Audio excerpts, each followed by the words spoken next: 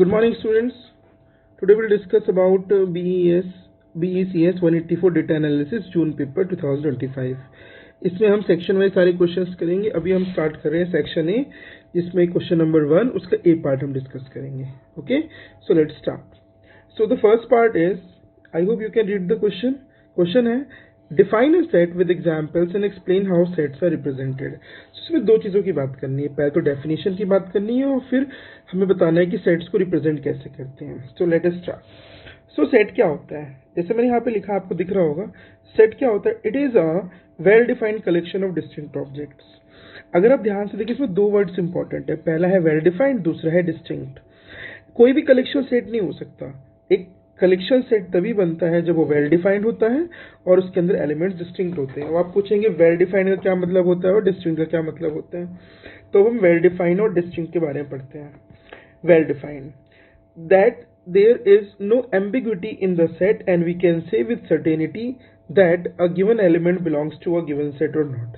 इसका मतलब ये होता है कि सेट के अंदर जो एलिमेंट्स है उनके अंदर एक कॉमन प्रॉपर्टी होनी चाहिए और कोई एम्बिग्यूटी, कोई कंफ्यूजन नहीं होना चाहिए. जैसे अगर मैंने कहा कि अ सेट ऑफ वॉवेल्स, ठीक है, अ कलेक्शन ऑफ वॉवेल्स, तो मुझे बताओ वॉवेल्स कौन होते हैं? ए, ई, आई, ओ, यू. तो क्या इसके अलावा कोई और हो सकता है इसमें? क्या कोई कंफ्यूजन है इस सेट के अंदर? नहीं, कोई कंफ्यूजन है. तो वेल डिफाइंड मतलब आपको सेट में जो एलिमेंट्स है उसकी कॉमन प्रॉपर्टी पता होनी चाहिए. ठीक है. अब हम बात करते हैं distinct. No element is repeated. इसका मतलब जब आप कोई भी सेट बनाएंगे उसके अंदर आप एलिमेंट को रिपीट नहीं करेंगे. जैसे ए, ई, आई, ओ, यू भी हमने ऊपर बात की, तो उसमें ए रिपीट नहीं करेंगे, ई रिपीट नहीं करेंगे, आई रिपीट नहीं करेंगे. ठीक है. सो हमें सेल की डेफिनेशन समझ आ गई. सेट क्या होता है? It is a well defined collection of distinct objects. Well defined मतलब हमें सेट की डेफिनेशन में ही पता होना चाहिए कि सेट के अंदर कौन से एलिमेंट आएंगे और कौन से एलिमेंट नहीं आएंगे. जैसे अगर मैंने बोला टी, क्या ये सेट ऑफ वॉवेल्स में हो सकता है? आप बोलेंगे नहीं, बिकॉज सेट में जो एलिमेंट्स हैं उनकी कॉमन प्रॉपर्टी वेल डिफाइंड है. ठीक है. अब आते हैं कि भाई एग्जाम्पल ऑफ सेट्स. कुछ सेट्स की एग्जाम्पल पढ़ लेते हैं. Please note, sets are represented by capital letters and the elements of the set are enclosed by curly brackets. होता क्या है कि हम कलेक्शन, जब हमारा सेट बन जाती है तो हम उसे कैपिटल लेटर से डिनोट करते हैं और एलिमेंट्स जो होते हैं उसको हम inverted coma, sorry, curly bracket से एनक्लोज करते हैं. ठीक है. जैसे हमारा पहला सेट है ए, कलेक्शन ऑफ ऑल वॉवेल्स. पहले ही पता करते हैं क्या ये सेट है या नहीं है. जैसा कि मैंने आपको बताया, ये सेट कब होगा?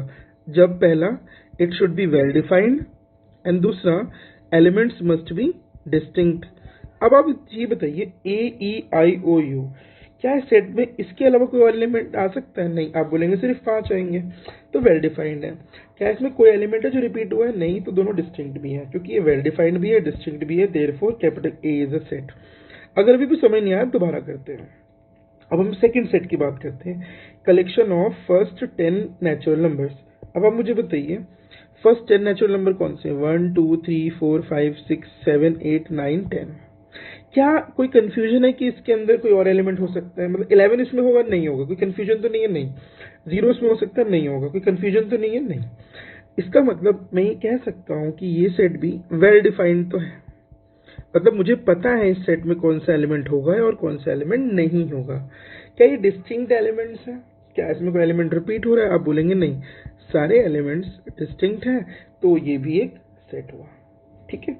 और एग्जाम्पल देखते हैं. See, collection of rivers of India. तो collection of rivers of India, हम इसमें कौन से एलिमेंट्स की बात कर रहे हैं? उन एलिमेंट्स की जो रिवर्स हैं. So the Ganga river, the Yamuna river, the Godavari, the Sutlej and so on. क्या ये सब रिवर्स हैं? यस. क्या इसके अंदर हिमालय आएगा? आप बोलेंगे नहीं.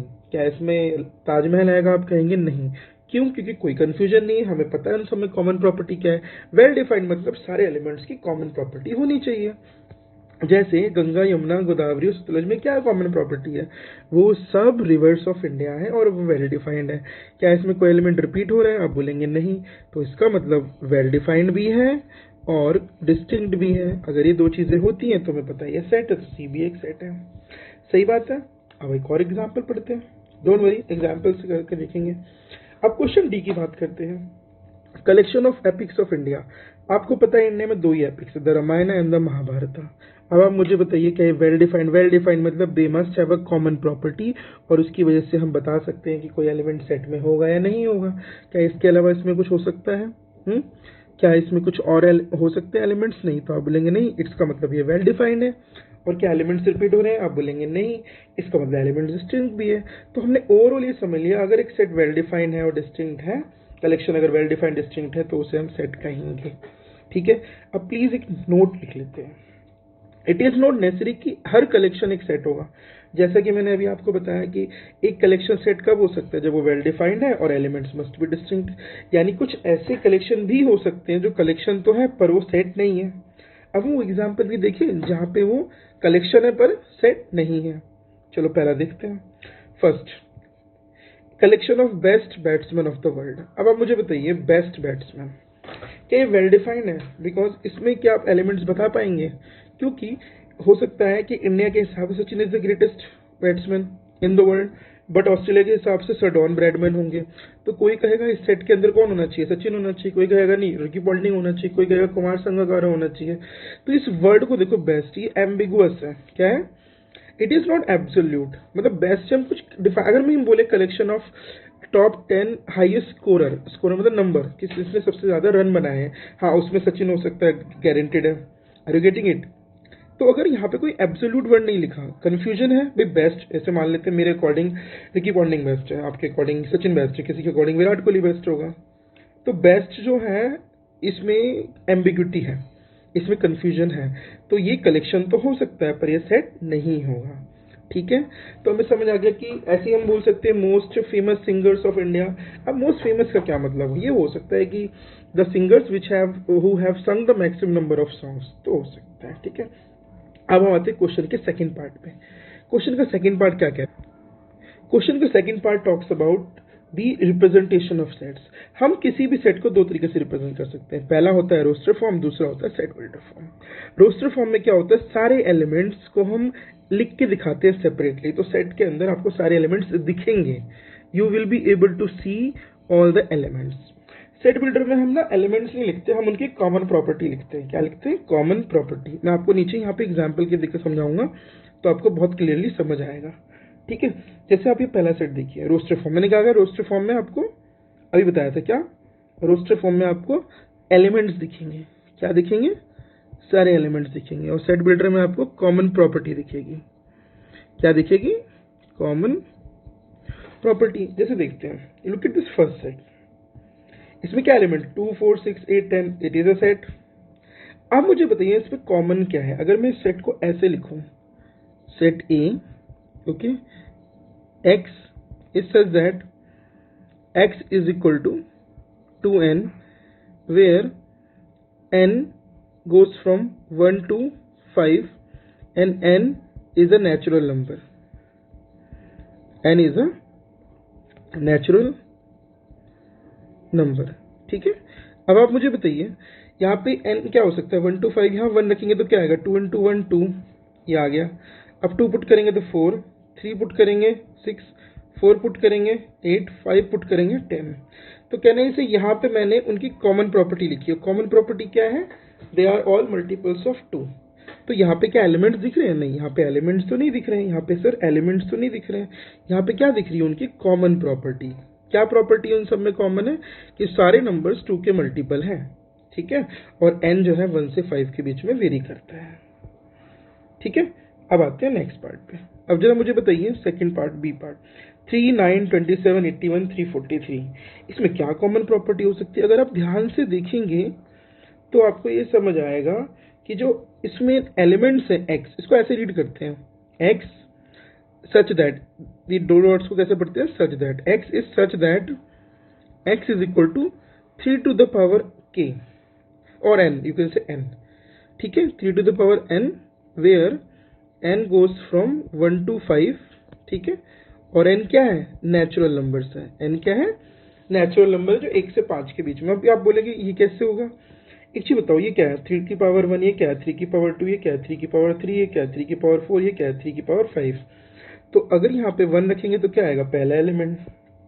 2 रखेंगे तो ये आ जाएगा, 3 रखेंगे तो 3 की पावर 3 27, 4 रखेंगे 3 की पावर 4 81, 5 रखेंगे 3 की पावर 5 343। अगर आप ध्यान से देखिए तो मैंने यहाँ पे 5 एलिमेंट लिखे थे, पर यहाँ पे उनकी कॉमन प्रॉपर्टी क्या कॉमन प्रॉपर्टी है कि ये सारे के सारे एलिमेंट्स 3 की पावर है। सही बात है। तो ये सेट बिल्डर फॉर्म है। आप लोगों को क्लियरली डिफरेंस समझ आ रहा होगा। यहाँ पे एलिमेंट्स विजिबल है, यहाँ पे कॉमन प्रॉपर्टी। क्या आप ट्राई करेंगे थर्ड? अपने आप ट्राई करें तो देखते हैं। ए ई आई ओ यू, ओ माय गॉड, इसमें क्या कॉमन प्रॉपर्टी हो सकती है? X is such that x is a vowel in English alphabet. Okay, x is a vowel in English alphabets. सही बात है। आपने नोटिस किया मैं क्या कर रहा हूं? मैं सिर्फ कॉमन प्रॉपर्टीज लिखे जा रहा हूं और कुछ नहीं कर रहा। बताइए फोर्थ सेट 1 2 3 4 5 6 7 9 तक गया। तो कहना है इसे x is such that x is a natural number, x is a natural number less than 10। yes, so क्या मैंने इसमें एलिमेंट्स लिख के दिखाया? नहीं, पर मैंने उन सारे एलिमेंट्स की कॉमन प्रॉपर्टी बता दी कि भाई वो सारे नेचुरल नंबर है पर 10 से कम। अब आते हैं लास्ट फिफ्थ पे। फिफ्थ बता सकते हैं क्या कॉमन प्रॉपर्टी? ध्यान से देखो 1 4 9 16 25 36 49 कुछ कॉमन प्रॉपर्टी नजर आ रही है। ऐसा लग रहा है ना सब एक, ये पहला 1 का स्क्वायर, ये 2 का स्क्वायर, ये 3 का स्क्वायर, ये 4 का स्क्वायर, 5 का स्क्वायर, 6 का स्क्वायर, 7 का।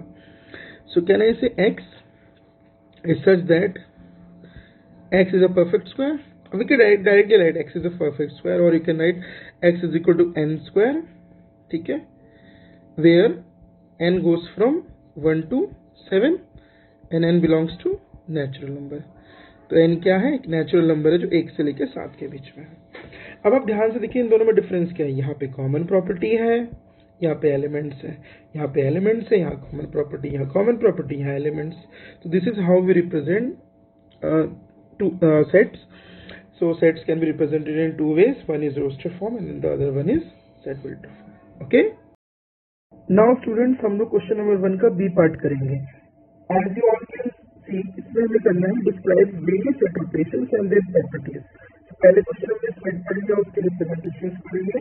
इस क्वेश्चन में हम पढ़ेंगे कौन कौन से ऑपरेशन जो सेट्स पर वैलिड है एंड कौन कौन सी प्रॉपर्टीज है जो वो ऑपरेशन फॉलो करते हैं। तो मेनली हमारे पास 5 सेट ऑपरेशन है। First one is called union of sets, second is intersection of sets, third is difference of sets, fourth is symmetric difference of sets, fifth is complement of sets.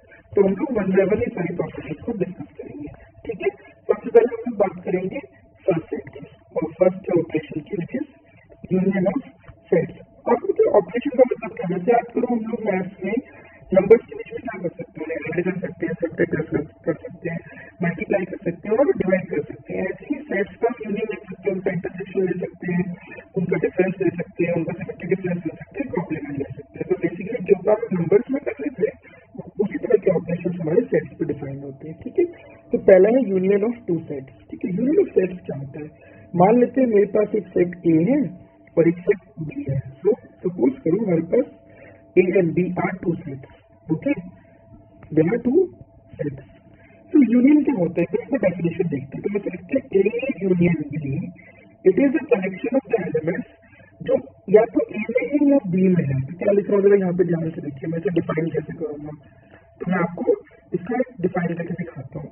तो इसमें X आएगा सच that X या तो A में होगा या X B में होगा। इसको रीड ऐसे करते हैं, A एंड B में वो एलिमेंट्स आते हैं जो या तो A में हो या B में हो। ठीक है, और अगर दोनों में है तो एक ही बार लिखेंगे। एग्जाम्पल लेके समझाता हूँ मैं आपको।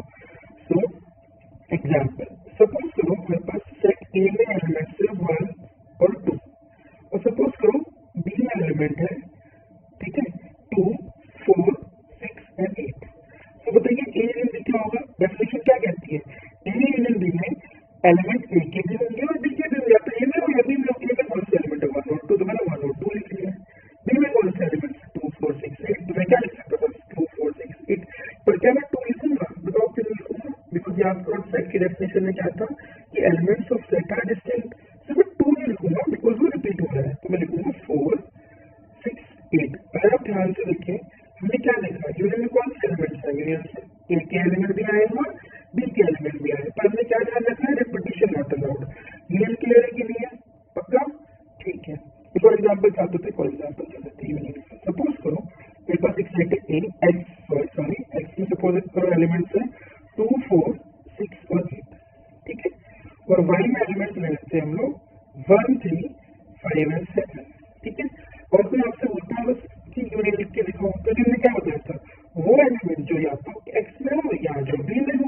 तो एक्स में कौन सा एलिमेंट है 2, 4, 6 और 8, और वाई में कौन सा एलिमेंट है 1, 3, 5, 7। कोई कॉमन तो नहीं आ रहा ना, वरना उसको हटा देते तो 1, 3, 5 और 7। तो ये यूनियन हो गया। आपको समझ आ यूनियन में क्या करना होता है, यूनियन में दोनों ही सेट्स के एलिमेंट ले लेते हैं, पर मैं ये चीज का ध्यान रखना होता है कि कोई एलिमेंट रिपीट ना हो। आपको बात समझ आ रही है, क्लियर है? यस, हम आगे बढ़े, चलो देखते हैं क्वेश्चन को कैसे कर सकते हैं। चलिए अब आते हैं हम इसके इंटरसेक्शन ऑफ टू सेट्स में, ठीक है। Second one is intersection of two sets. Intersection of two sets में हम वो एलिमेंट्स लेते हैं जो दोनों ही सेट्स में अवेलेबल हो, जो दोनों ही सेट के अंदर कॉमन हो, ठीक है। जैसे मैं ए और बी ऊपर ले रखा था ना, सपोज करो मुझे कहा गया है कि आप ए इंटरसेक्शन बी निकालो, तो इसमें कौन सा एलिमेंट होता है सर, इसमें वो एक्स आएंगे, वो एलिमेंट्स आएंगे सच दैट एक्स ए में भी है एंड एक्स बी में भी है। तो यहाँ पे एंड लगा है, एंड मतलब ए में भी होना चाहिए और बी में भी होना चाहिए, दोनों में कॉमन है बेसिकली। इसमें कौन से एलिमेंट्स आते हैं जो दोनों सेट्स में कॉमन एलिमेंट्स होते हैं। आपको बात समझ आ रही है? मैं आपको लिख के दिखाऊं, एग्जाम्पल लिख के दिखाऊं। सपोज करो एग्जाम्पल फर्स्ट, अभी मैंने एक सेट लिया ए, ओके। सपोज करो इसके अंदर है 2, 4, 6, 8, 10, ओके। और बी ले लिया मैंने 1, 2, 3, 4, 5, 6, 7 और 8। आप मुझे बताइए कि इन दोनों सेट्स में कॉमन एलिमेंट्स कौन से हैं? इसमें कॉमन एलिमेंट्स कौन? आप कहेंगे सर 2 कॉमन आ रहा है, 4 कॉमन आ रहा है, 6 कॉमन आ रहा है और 8 कॉमन आ रहा है। और इंटरसेक्शन की डेफिनेशन क्या होती है, ये वो एलिमेंट्स है जो ए में भी हो और बी में भी हो। तो बेसिकली कॉमन एलिमेंट्स। तो अगर मुझे कुछ कहेगा कि सर मैं इंटरसेक्शन बी लिख के दिखाऊं, तो मैं कॉमन एलिमेंट सर 2 कॉमन आ रहा है, वेरी गुड, तो 2 इसका मेंबर है। सर 4 कॉमन आ रहा है, वेरी गुड, तो 4 भी इसका मेंबर है। सर 6 भी आ रहा है, 8 भी आ रहा है, तो I can say 6 and 8 are also members of intersection B.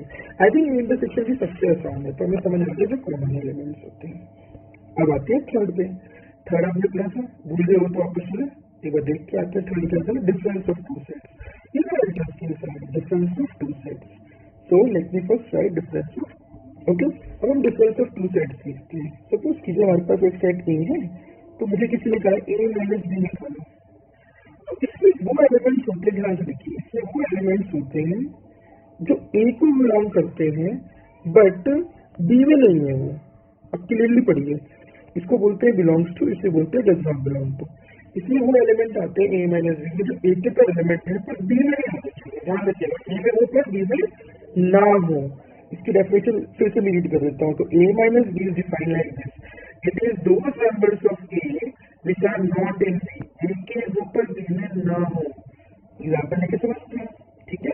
Example देखते हैं। सपोज करो मेरे पास एक सेट है ए, ओके। ए के अंदर एलिमेंट्स ले लेते हैं हम लोग 1, 2, 3, 4, 5, 6, ठीक है। और बी में एलिमेंट ले लेते हैं 2, 4, 6। अब आपको क्या पता लगाना है, सपोज करो कोई हमसे बोलता है आपको सर ए माइनस बी बताना है, तो क्या डेफिनेशन थी, एक से वो एलिमेंट जो बी में नहीं है। पहले तो देखो कि एक कौन सा एलिमेंट है जो बी में है। आप बोलेंगे एक सर 2 है, एक का एलिमेंट जो 2 है वो बी में भी है, सर जो 4 है वो भी बी में है, सर 6 है वो भी बी में है।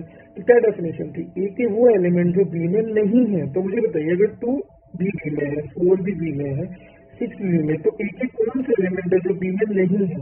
तो अगर आप क्लियरली ध्यान से देखें तो आपको दिखेगा सर 1 ए का है जो बी में नहीं है, 3 ए का है जो बी में नहीं है, 5 भी ए का है जो बी में नहीं है। तो ए माइनस बी में वो एलिमेंट्स आते हैं ए के जो बी में नहीं है। तो इसके अंदर एलिमेंट्स कौन से होंगे, इसके अंदर रहेगा 1, ए का वो एलिमेंट जो बी में नहीं है, 3 बिकॉज 3 ए में है पर बी में नहीं है, 5 क्योंकि ये ए में है पर बी में नहीं है। अच्छा, इसको और अच्छे समझने की कोशिश करें, क्या आप इसी के अंदर बी माइनस ए भी निकाल सकते हो। बी माइनस ए का क्या मतलब होगा, बी माइनस ए का मतलब होगा वो एलिमेंट्स जो बी में तो है पर ए में नहीं है, ठीक है। ये तो और इंटरेस्टिंग है। अब मुझे बताइए, अब ध्यान से बताइए, बी के कौन ऐसे एलिमेंट्स जो ए में नहीं है, बी का एलिमेंट 2 ए में है, यस, 4 भी ए में है, तो बी में ऐसा तो कोई एलिमेंट नजर नहीं आ रहा है मुझे जो ए में नहीं है। तो कोई भी ऐसा एलिमेंट नहीं है तो हम बोलेंगे ऐसा कोई एलिमेंट नहीं है।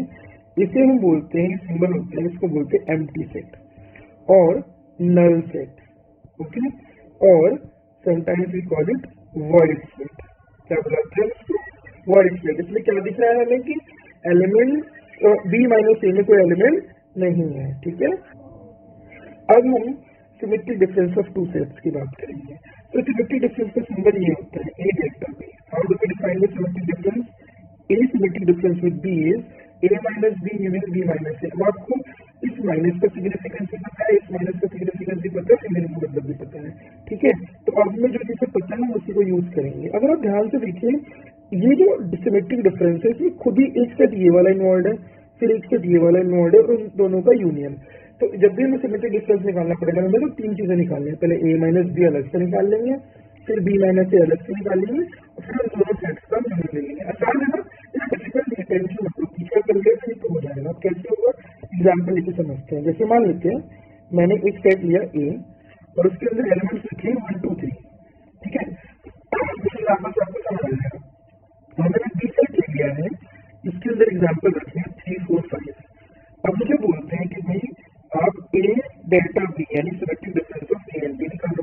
मुझे बताओ होता क्या है? मैं बोलूंगा सर ए माइनस बी निकाल लूंगा और उसको यूनियन ले लूंगा बी माइनस ए से।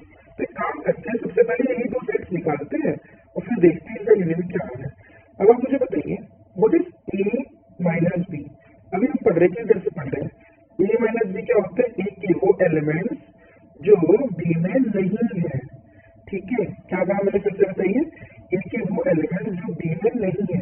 अब आप मुझे बताइए ए में ऐसे कौन से एलिमेंट्स हैं जो बी में नहीं है? अगर मैं देखूँ तो ए में 1 2 3, बी में 3 4 5 है, कहने से 1 and 2 नहीं है, तो ए माइनस बी क्या आ जाएगा? सिर्फ ए माइनस बी आ जाएगा 1 2, ठीक है। अब आप मुझे बताइए what is B minus A. B minus A वो होगा बी के वो एलिमेंट, कम ऑन, बी के वो एलिमेंट, बी के वो एलिमेंट जो ए में नहीं है। बी 3 4 5, बी के कौन सा एलिमेंट जो ए में नहीं है? मुझे 3 दिख रहा है कॉमन, तो 4,5 बचा, यानी बी माइनस ए हो गया 4,5। अब आप मुझे बताइए क्या मुझे ए माइनस बी मिल गया? यस। क्या मुझे बी माइनस ए मिल गया? यस। अब मुझे क्या करना है? इन दोनों का यूनियन लेना है। अब आप मुझे बताइए इन दोनों का यूनियन क्या होगा? तो ए माइनस बी क्या है? 1,2 union what is B minus A? 4,5। अब मुझे इन दोनों का यूनियन बताइए। यूनियन क्या होता है? आप इस सेट का भी एलिमेंट ले लेंगे और इस सेट का भी एलिमेंट ले लेंगे, बस रिपीट मत कर देना, ठीक है। सो 1, 2, 4, 5। तो ये हमारा सिमेट्रिक डिफरेंस हो गया। ये थोड़ा इंटरेस्टिंग है ना? इस पर आपको क्वेश्चन आ सकते हैं। अब बस आपको सिर्फ फॉर्मूला याद रखना है। फॉर्मूला सिंपल से याद होंगे या तो काम बनेंगे। फॉर्मूला क्या है? A minus B, are you getting it? A minus B and B minus A का यूनियन। आप पहले ए माइनस बी यहाँ निकालो, बी माइनस ए यहाँ निकालो और दोनों का यूनियन ले लो। मैंने आपसे यूनियन ले लिया। आ रही है बात समझ? ठीक है। अब हम कॉम्प्लीमेंट ऑफ अ सेट की बात करेंगे। तो कॉम्प्लीमेंट ऑफ अ सेट जब भी हम बात करेंगे तो उससे पहले हमारे एक सेट होगा, मान लिया उसे हम कहते हैं यूनिवर्सल सेट। यूनिवर्सल सेट क्या होता है? वो सबसे बड़ा सेट होता है जिसको रेफरेंस कहते हैं। मैं नंबर्स की बात करूंगा तो मेरे लिए रियल नंबर जो होगा आर, रियल नंबर, वो हमारे लिए यूनिवर्सल सेट हो सकता है। कभी कभार अगर मैं बात करूँ number of children in the class, तो नेचुरल नंबर मेरे लिए यूनिवर्सल सेट हो सकता है। तो universal set according to question अलग अलग होता है, ठीक है। आपको पता चल जाएगा क्वेश्चन में गिवन होता है। तो अब ये समझ आ गया universal set is the biggest set under reference, ठीक है। इट इज एक्चुअली द, चलिए हमारी definition, biggest set under reference. Under reference means जो भी क्वेश्चन कर रहा हूँ उस क्वेश्चन के अनुसार मुझे कौन सा सेट इज रेफरेंस हो सकता है। अब ये कॉम्प्लीमेंट ऑफ अ सेट देखिए लिखते कैसे। सो मान लेते हैं एक सेट है, ए बी एनी सेट, ठीक है। So complement of A is written like this. Please look at this. Complement of set A, फिर सिंबल होता है A dash। क्या सिंबल होता है? A dash। So complement of the set A is nothing but U minus A। इसका क्या मतलब हुआ? यूनिवर्सल सेट के वो एलिमेंट जो A में नहीं है। अब आप समझ गए होंगे कि ये कॉम्प्लीमेंट कैसे निकालना है। U के सारे एलिमेंट लिख दीजिए एक्सेप्ट दो एलिमेंट जो A में।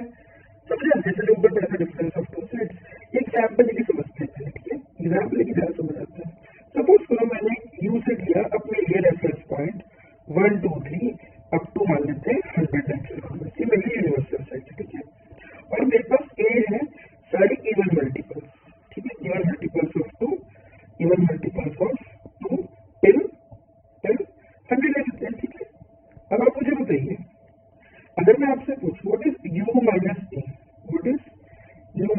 तो आप बोलेंगे सर यू में से वो सारे एलिमेंट्स माइनस कर, यू माइनस ए मतलब होता है यू के वो एलिमेंट जो ए में नहीं है। तो यू में कौन कौन से एलिमेंट्स जो ए में भी हो सकते हैं सर? यू के अंदर 2, 4, 6 और 200 है, तो यानी यू के अंदर अगर मैं 2 के सारे मल्टीपल लगा दूं तो यू के वो एलिमेंट्स बच जाएंगे जो ए में नहीं है। तो अगर मैं यहाँ से लिखूं तो इसमें सारे ऑड वाले तो बचेंगे, यस सारे ऑड वाले तो बचेंगे। तो पहले से you minus A consist of 1, 3, 5, 7, 9। तो ये होता है कॉम्प्लीमेंट ऑफ द सेट। ठीक है, क्लियर है? अगर एक और एग्जाम्पल देना तो एग्जाम्पल और कर लेते हैं। ठीक है, चलो एग्जाम्पल और कर लेते हैं, इसको ए पार्ट बोल देते हैं। बी में सपोज करो यू मैंने ले लिया ए टू जेड। ठीक है, ए टू जेड ले लेते हैं, बड़ा आसान सा क्वेश्चन लेते हैं। ठीक है, A B C up to G. ठीक है, और मैंने सपोज करो मेरा ए सेट ले लिया अब vowels A E I O you. अगर मैं आपसे पूछूं कि यू माइनस ए क्या होगा, इन कॉम्प्लीमेंट ऑफ ए क्या होगा? क्या ये क्या है? अभी तक बता रहा complement of A. What do we call this? What do we call this? Complement of A. Complement of A क्या होगा? यू के वो एलिमेंट्स जो ए में नहीं है, यानी यू में से ए ई आई ओ यू हटाना पड़ेगा। तो बचेगा कौन से? सर बी बचेगा, सी बचेगा, डी बचेगा, ई नहीं बचेगा, एफ बचेगा, जी बचेगा, एच बचेगा, आई नहीं बचेगा एंड सो ऑन। ठीक है, लास्ट में जेड बच जाएगा। क्लियर है? तो हमें क्लियर हो गया हमारे पास कि कॉम्प्लीमेंट ऑफ द सेट क्या होता है? यूनिवर्सल में से उस सेट के सारे एलिमेंट्स हटा दीजिए। ठीक है, we'll do the A part of question number 2. I hope you can read the question. Describe various measures of central tendency for grouped data. See, group data वो डेटा होता है जहाँ पे हमें फ्रीक्वेंसीज भी गिवन होती हैं। ठीक है, तो पहले हम ये पढ़ लेते हैं कि मेजर्स ऑफ सेंट्रल टेंडेंसी होती क्या क्या है, और फिर सबको वन बाय वन पढ़ते हैं। Measures of central tendency, we have 3 measures of central tendency. One is called mean, then median and then mode. So हम one by one करेंगे। सबसे पहले we'll talk about the definition of mean for group data. As I told you, group data का मतलब होता है frequency is mentioned है। ठीक है, जो भी observation है, जो भी data set हमारे पास है, हर data की frequency available है, हर data की frequency available है। So mean, it is defined as the sum of the product of observations or data and their corresponding frequencies divided by the sum of all frequencies। ये आपको ये actually उसी की तरह है, sum of all observations upon number of observations। ठीक है, इसको मैथमेटिकली कैसे लिखा हमने, तो ध्यान से देखिए। So mathematically mean is equal to summation F I X I upon summation F I. ये देखने में भयंकर लग रहा है, समेशन इस साइन का मतलब बस होता है ऐड करना है। ठीक है, एक क्वेश्चन करके देखते हैं, ज्यादा समझ आएगा। आर यू गेटिंग इट और नॉट? है ना, एक छोटा सा एग्जाम्पल कर लेते हैं, ज्यादा हैवी नहीं बट एक छोटा सा एग्जाम्पल करेंगे। सपोज करो हमारे पास ऑब्जर्वेशंस है, क्या है हमारे पास कुछ ऑब्जर्वेशंस है, उसको एक्स आई बोल दिया। सपोज करो ऑब्जर्वेशन है 1, 3, 4 एंड 5 एंड सपोज करो उनकी फ्रीक्वेंसीज है 2, 1, 3 and 4। Are you getting it? So हमारे पास इस तरह सपोज करो एक टेबल दी हुई है। ठीक है, ये हमारा ग्रुप्ड डेटा है बिकॉज इसमें हमें फ्रीक्वेंसी भी गिवन है, ये सुन लो। तो हम क्या करेंगे, हम इसको इवेलुएट करेंगे मीन को यूजिंग द फॉर्मूला। अब आप मुझे बताइए इसको एफ आई एक्स आई मतलब क्या हुआ? Product of the observation with its frequency, यानी हमें इसको इससे मल्टीप्लाई करना है, x2 को f2 से, x3 को f3 से एंड x4 को f4 से। ये पहला डेटा उसकी फ्रीक्वेंसी, दूसरा डेटा उसकी फ्रीक्वेंसी, तीसरा डेटा उसकी फ्रीक्वेंसी एंड सो ऑन। चलो एक काम करते हैं, इसको पहले हम प्रॉपर, जैसे हम याद करो कैसे इसे 11th या 12th में सोल्यूशन में करते थे। याद करो हम लोग ऐसे कॉलम्स बनाते थे, हम लिखते थे एक्साइज देन एफ आईज, याद करो, और फिर एक कॉलम होता था हमारा एफ आई एक्स आई का, याद आ रहा है? तो 1, 3, 4 एंड 5 फ्रीक्वेंसीज आर 2, 1, 3 एंड 4। जरा मुझे बताओ इसका प्रोडक्ट क्या हुआ? 2, इनका प्रोडक्ट क्या हुआ? 3, इनका कितना हुआ? 12, इनका कितना हुआ? 20। सो अब याद करो हमें ये क्या मिलता था, इसका समेशन क्या मिलेगा? इन सब का एड 2 + 3 5 कितना हुआ बताइए? 17 हो गया, 17 और ये 37। ये सुनो, अब मुझे बताओ फ्रीक्वेंसीज का सम, फ्रीक्वेंसीज सारी फ्रीक्वेंसीज ऐड करो, कितना हुआ बताइए? ये हो गया 10। तो बताइए मुझे समेशन एफ आई मिल गया, समेशन एफ आई एक्स आई भी मिल गया। अब बताओ मैथमेटिकली फॉर्मूला क्या था मीन का? सर फॉर्मूला था कि आप एफ आई एक्स आई का सारा सम और सारी फ्रीक्वेंसीज को डिवाइड कर देंगे। ये कितना आ रहा है? ध्यान से देखो, ये आ रहा है 37, यहाँ पे लिखा है ना हमने। और फ्रीक्वेंसीज कितनी आ रही है, 10 आ रही है, तो कितना आ गया 3.7। ठीक है, एग्जाम में डेटा थोड़ा बड़ा हो सकता है पर मेथड यही रहेगा। क्लियर है, आगे बात समझ। अब हम सीखेंगे मीडियन। मीडियन क्या होता है? Median for group data. First of all median का मीनिंग पता होना चाहिए। Median is the centre value of any given data. Basically अगर हमारे पास खूब सारे डेटा है और अगर हम उसे असेंडिंग ऑर्डर में लगा दें या डिसेंडिंग ऑर्डर में, तो मीडियन उसकी सेंट्रल वैल्यू होती है। बस बेसिकली ये होगा, अगर हमारे पास 10 एलिमेंट्स है तो मीडियन बीच की वैल्यू होगी सच अ वे कि जो पहले 5 एलिमेंट्स होंगे उनकी वैल्यू मीडियन से कम होगी, all observations are less than m, and जो बाकी 5 होंगे वो उनकी वैल्यू मीडियन से ज्यादा होगी। समझाता हूँ। मान लेते आपके पास 100 एंट्रीज है, तो मीडियन कौन सी वैल्यू हुई? मीडियन मिड वैल्यू हुई इस वे में कि जो फर्स्ट 50 एंट्रीज होंगी वो मीडियन से कम होंगी, जो अगली 50 होंगी वो मीडियन से ज्यादा होंगी। अब समझ आया, मीडियन एक सेंट्रल वैल्यू की तरह काम करता है। ठीक है, चलो हमें समझ आ गया कि मीडियन 2 पार्ट्स में डिवाइड कर देगा डेटा को। पहला हाफ जिसमें सारे ऑब्जर्वेशन लेस देन मीडियन है, दूसरा हाफ जहाँ पे सारे ऑब्जर्वेशन मोर देन मीडियन है। अब इसका मैथमेटिकल फॉर्मूला देखते हैं। Median for group data is given by this formula, m is equal to l plus n/2 minus cf upon f into h। अब आप बोलेंगे ये l n/2 cf f and h क्या है, तो इसकी डेफिनेशन देखते हैं। l होता है lower limit of the median class, n होता है टोटल नंबर ऑफ ऑब्जर्वेशन और total sum of frequencies, f is the frequency of the median class, cf is the cumulative frequency of the preceding class। preceding मतलब जो median class होगी उससे पिछली वाली class, median class की पिछली वाली क्लास। जब न्यूमेरिकल करेंगे अभी हम तो उसमें समझेंगे कि प्रीसीडिंग क्लास का क्या मतलब हुआ। h होता है क्लास साइज। ठीक है, तो हमें ये फॉर्मूला समझ आ गया, बट इस फॉर्मूले का इंपॉर्टेंस तभी हमें समझ आएगा जब हमें क्वेश्चन करेंगे। तो एक क्वेश्चन करके देखते हैं, पहले आप कोशिश करो फॉर्मूला याद हो जाए। m is equal to l plus n/2 minus cf upon f into h। ठीक है, हम मीडियन निकाल रहे हैं फॉर ग्रुप डेटा। ठीक है, चलो अभी क्वेश्चन करके देखते हैं। तो आई होप ये आपको ये क्वेश्चन विजिबल होगा। Can you read this question? Yes, question is like this कि आपको एक डेटा सेट दिया है, वहां पे आपको मीडियन वैल्यू निकालनी है। अच्छा, एक चीज बताइए, यहाँ पे मीडियन कैसे निकलेगा? उसके लिए हमारे पास क्लास है यस, फ्रीक्वेंसी है यस। सबसे पहले हम n निकालेंगे। n होता है सारी फ्रीक्वेंसीज का सम, जो कि मैंने यहाँ पे निकाल के रखा है। तो n कितना आ गया? 40 आ गया। पर इस याद कीजिए फॉर्मूला क्या था। What was the formula of median? If I am not wrong, median का फॉर्मूला था L plus n/2 minus CF upon F into H। तो मुझे ये 1 2 3 4 5 वैल्यूज चाहिए। तो n तो मुझे मिल गया 40, पर मुझे n ही n/2 चाहिए होता है। क्या चाहिए होता है? n/2। तो अब मुझे बताओ, अगर n ये है तो what is the value of n/2? So can I say it's 40 upon 2 gives you 20। तो जो 20 जिसमें आ रहा होगा जिस क्लास के अंदर, वही हमारी मीडियन क्लास होगी। आगे बात समझ, फिर से बताऊं मैं, तो 20 जिसमें आ रहा होगा वही हमारी मीडियन क्लास होगी। अब आप मुझे बताओ 20 आ किस में रहा है? ठीक है, क्या कहा मैंने? 20 आ किस में रहा है? तो आप बताइए इस पर 20 किसके अंदर आ रहा है? तो हम सिर्फ मीडियन क्लास ढूंढने की कोशिश करेंगे। पहले हम क्यूमुलेटिव फ्रीक्वेंसी निकालते हैं। क्यूमुलेटिव फ्रीक्वेंसी क्या होती है? फर्स्ट के लिए 5, सेकंड में ये ऐड हो जाएगा इसमें 5 प्लस 10 15, नेक्स्ट में ये इसमें ऐड हो जाएगा तो क्या आएगा बताओ? 27। नेक्स्ट में ये इसमें ऐड हो जाएगा तो क्या आ जाएगा? 35। नेक्स्ट में ये ऐड हो जाएगा तो क्या आएगा? 40। अब आप मुझे बताओ जो ये 20 है किन दो के बीच में आ रहा है? If I am not wrong, यहाँ तो नहीं आ सकता, यहाँ भी नहीं आ सकता। 20 आ कहाँ पे रहा है? ध्यान से देखिए, यहाँ भी नहीं है, यहाँ भी नहीं है। कहना है जब आप 15 से 27 की तरफ जाते हैं तो ही 20 की पॉसिबिलिटी है।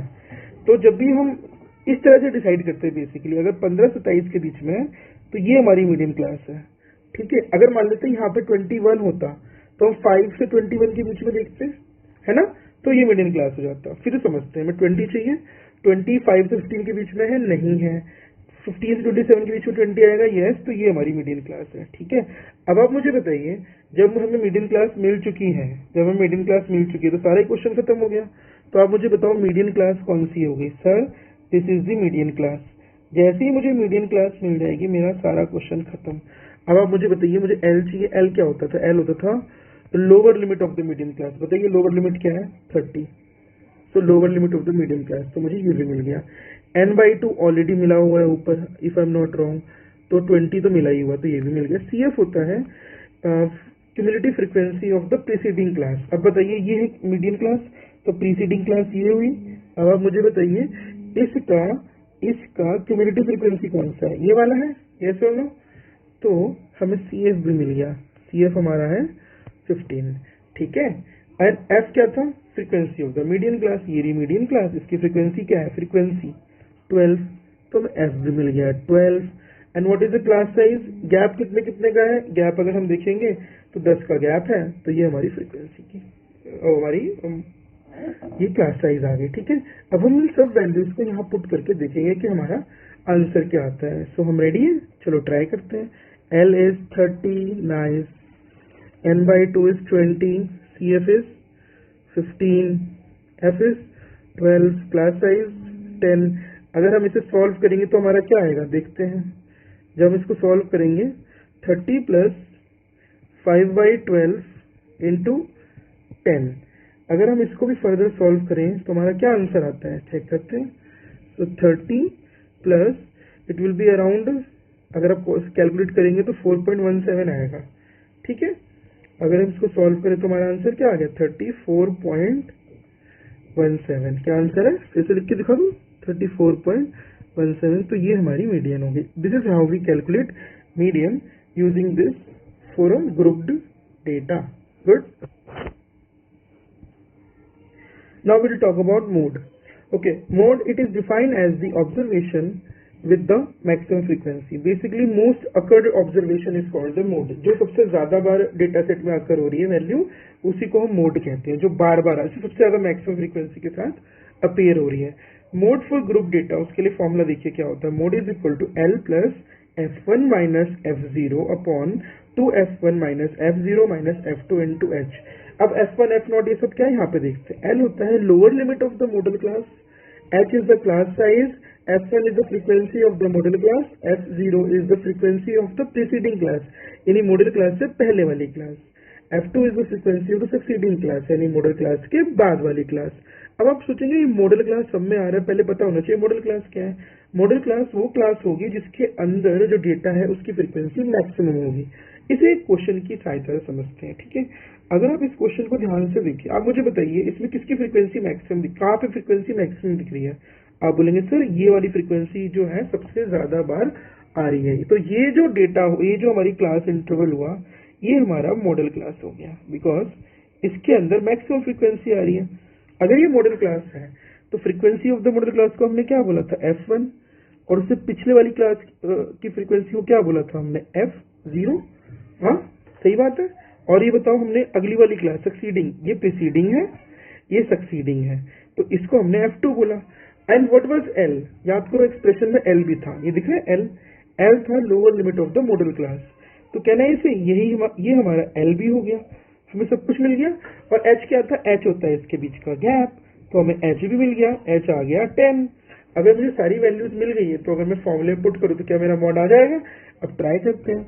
सर मॉड का फॉर्मूला क्या होता है, सर मॉड होता है L प्लस F1, है ना, F1 minus F0 twice of F1 minus F0 F2 into H। मैं सारी वैल्यूज पुट कर रहा हूँ।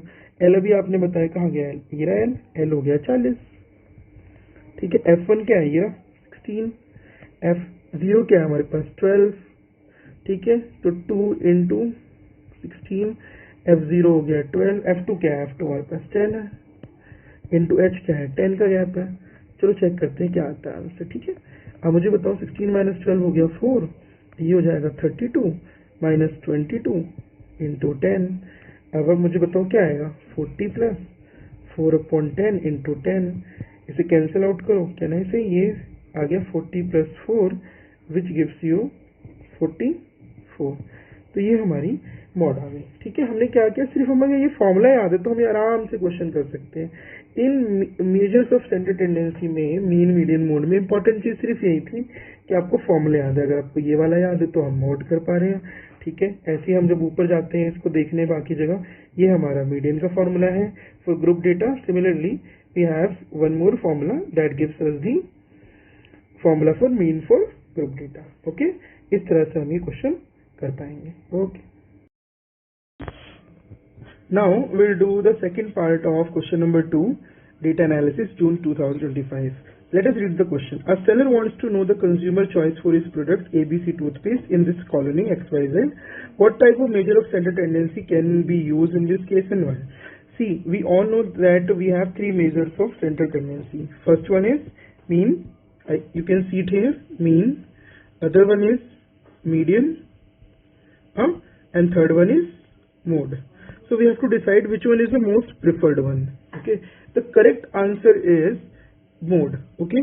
Now we will try to understand why mode is the correct answer in this case, why we need to use mode as a measure of center tendency, why not the others. So let us understand the situation.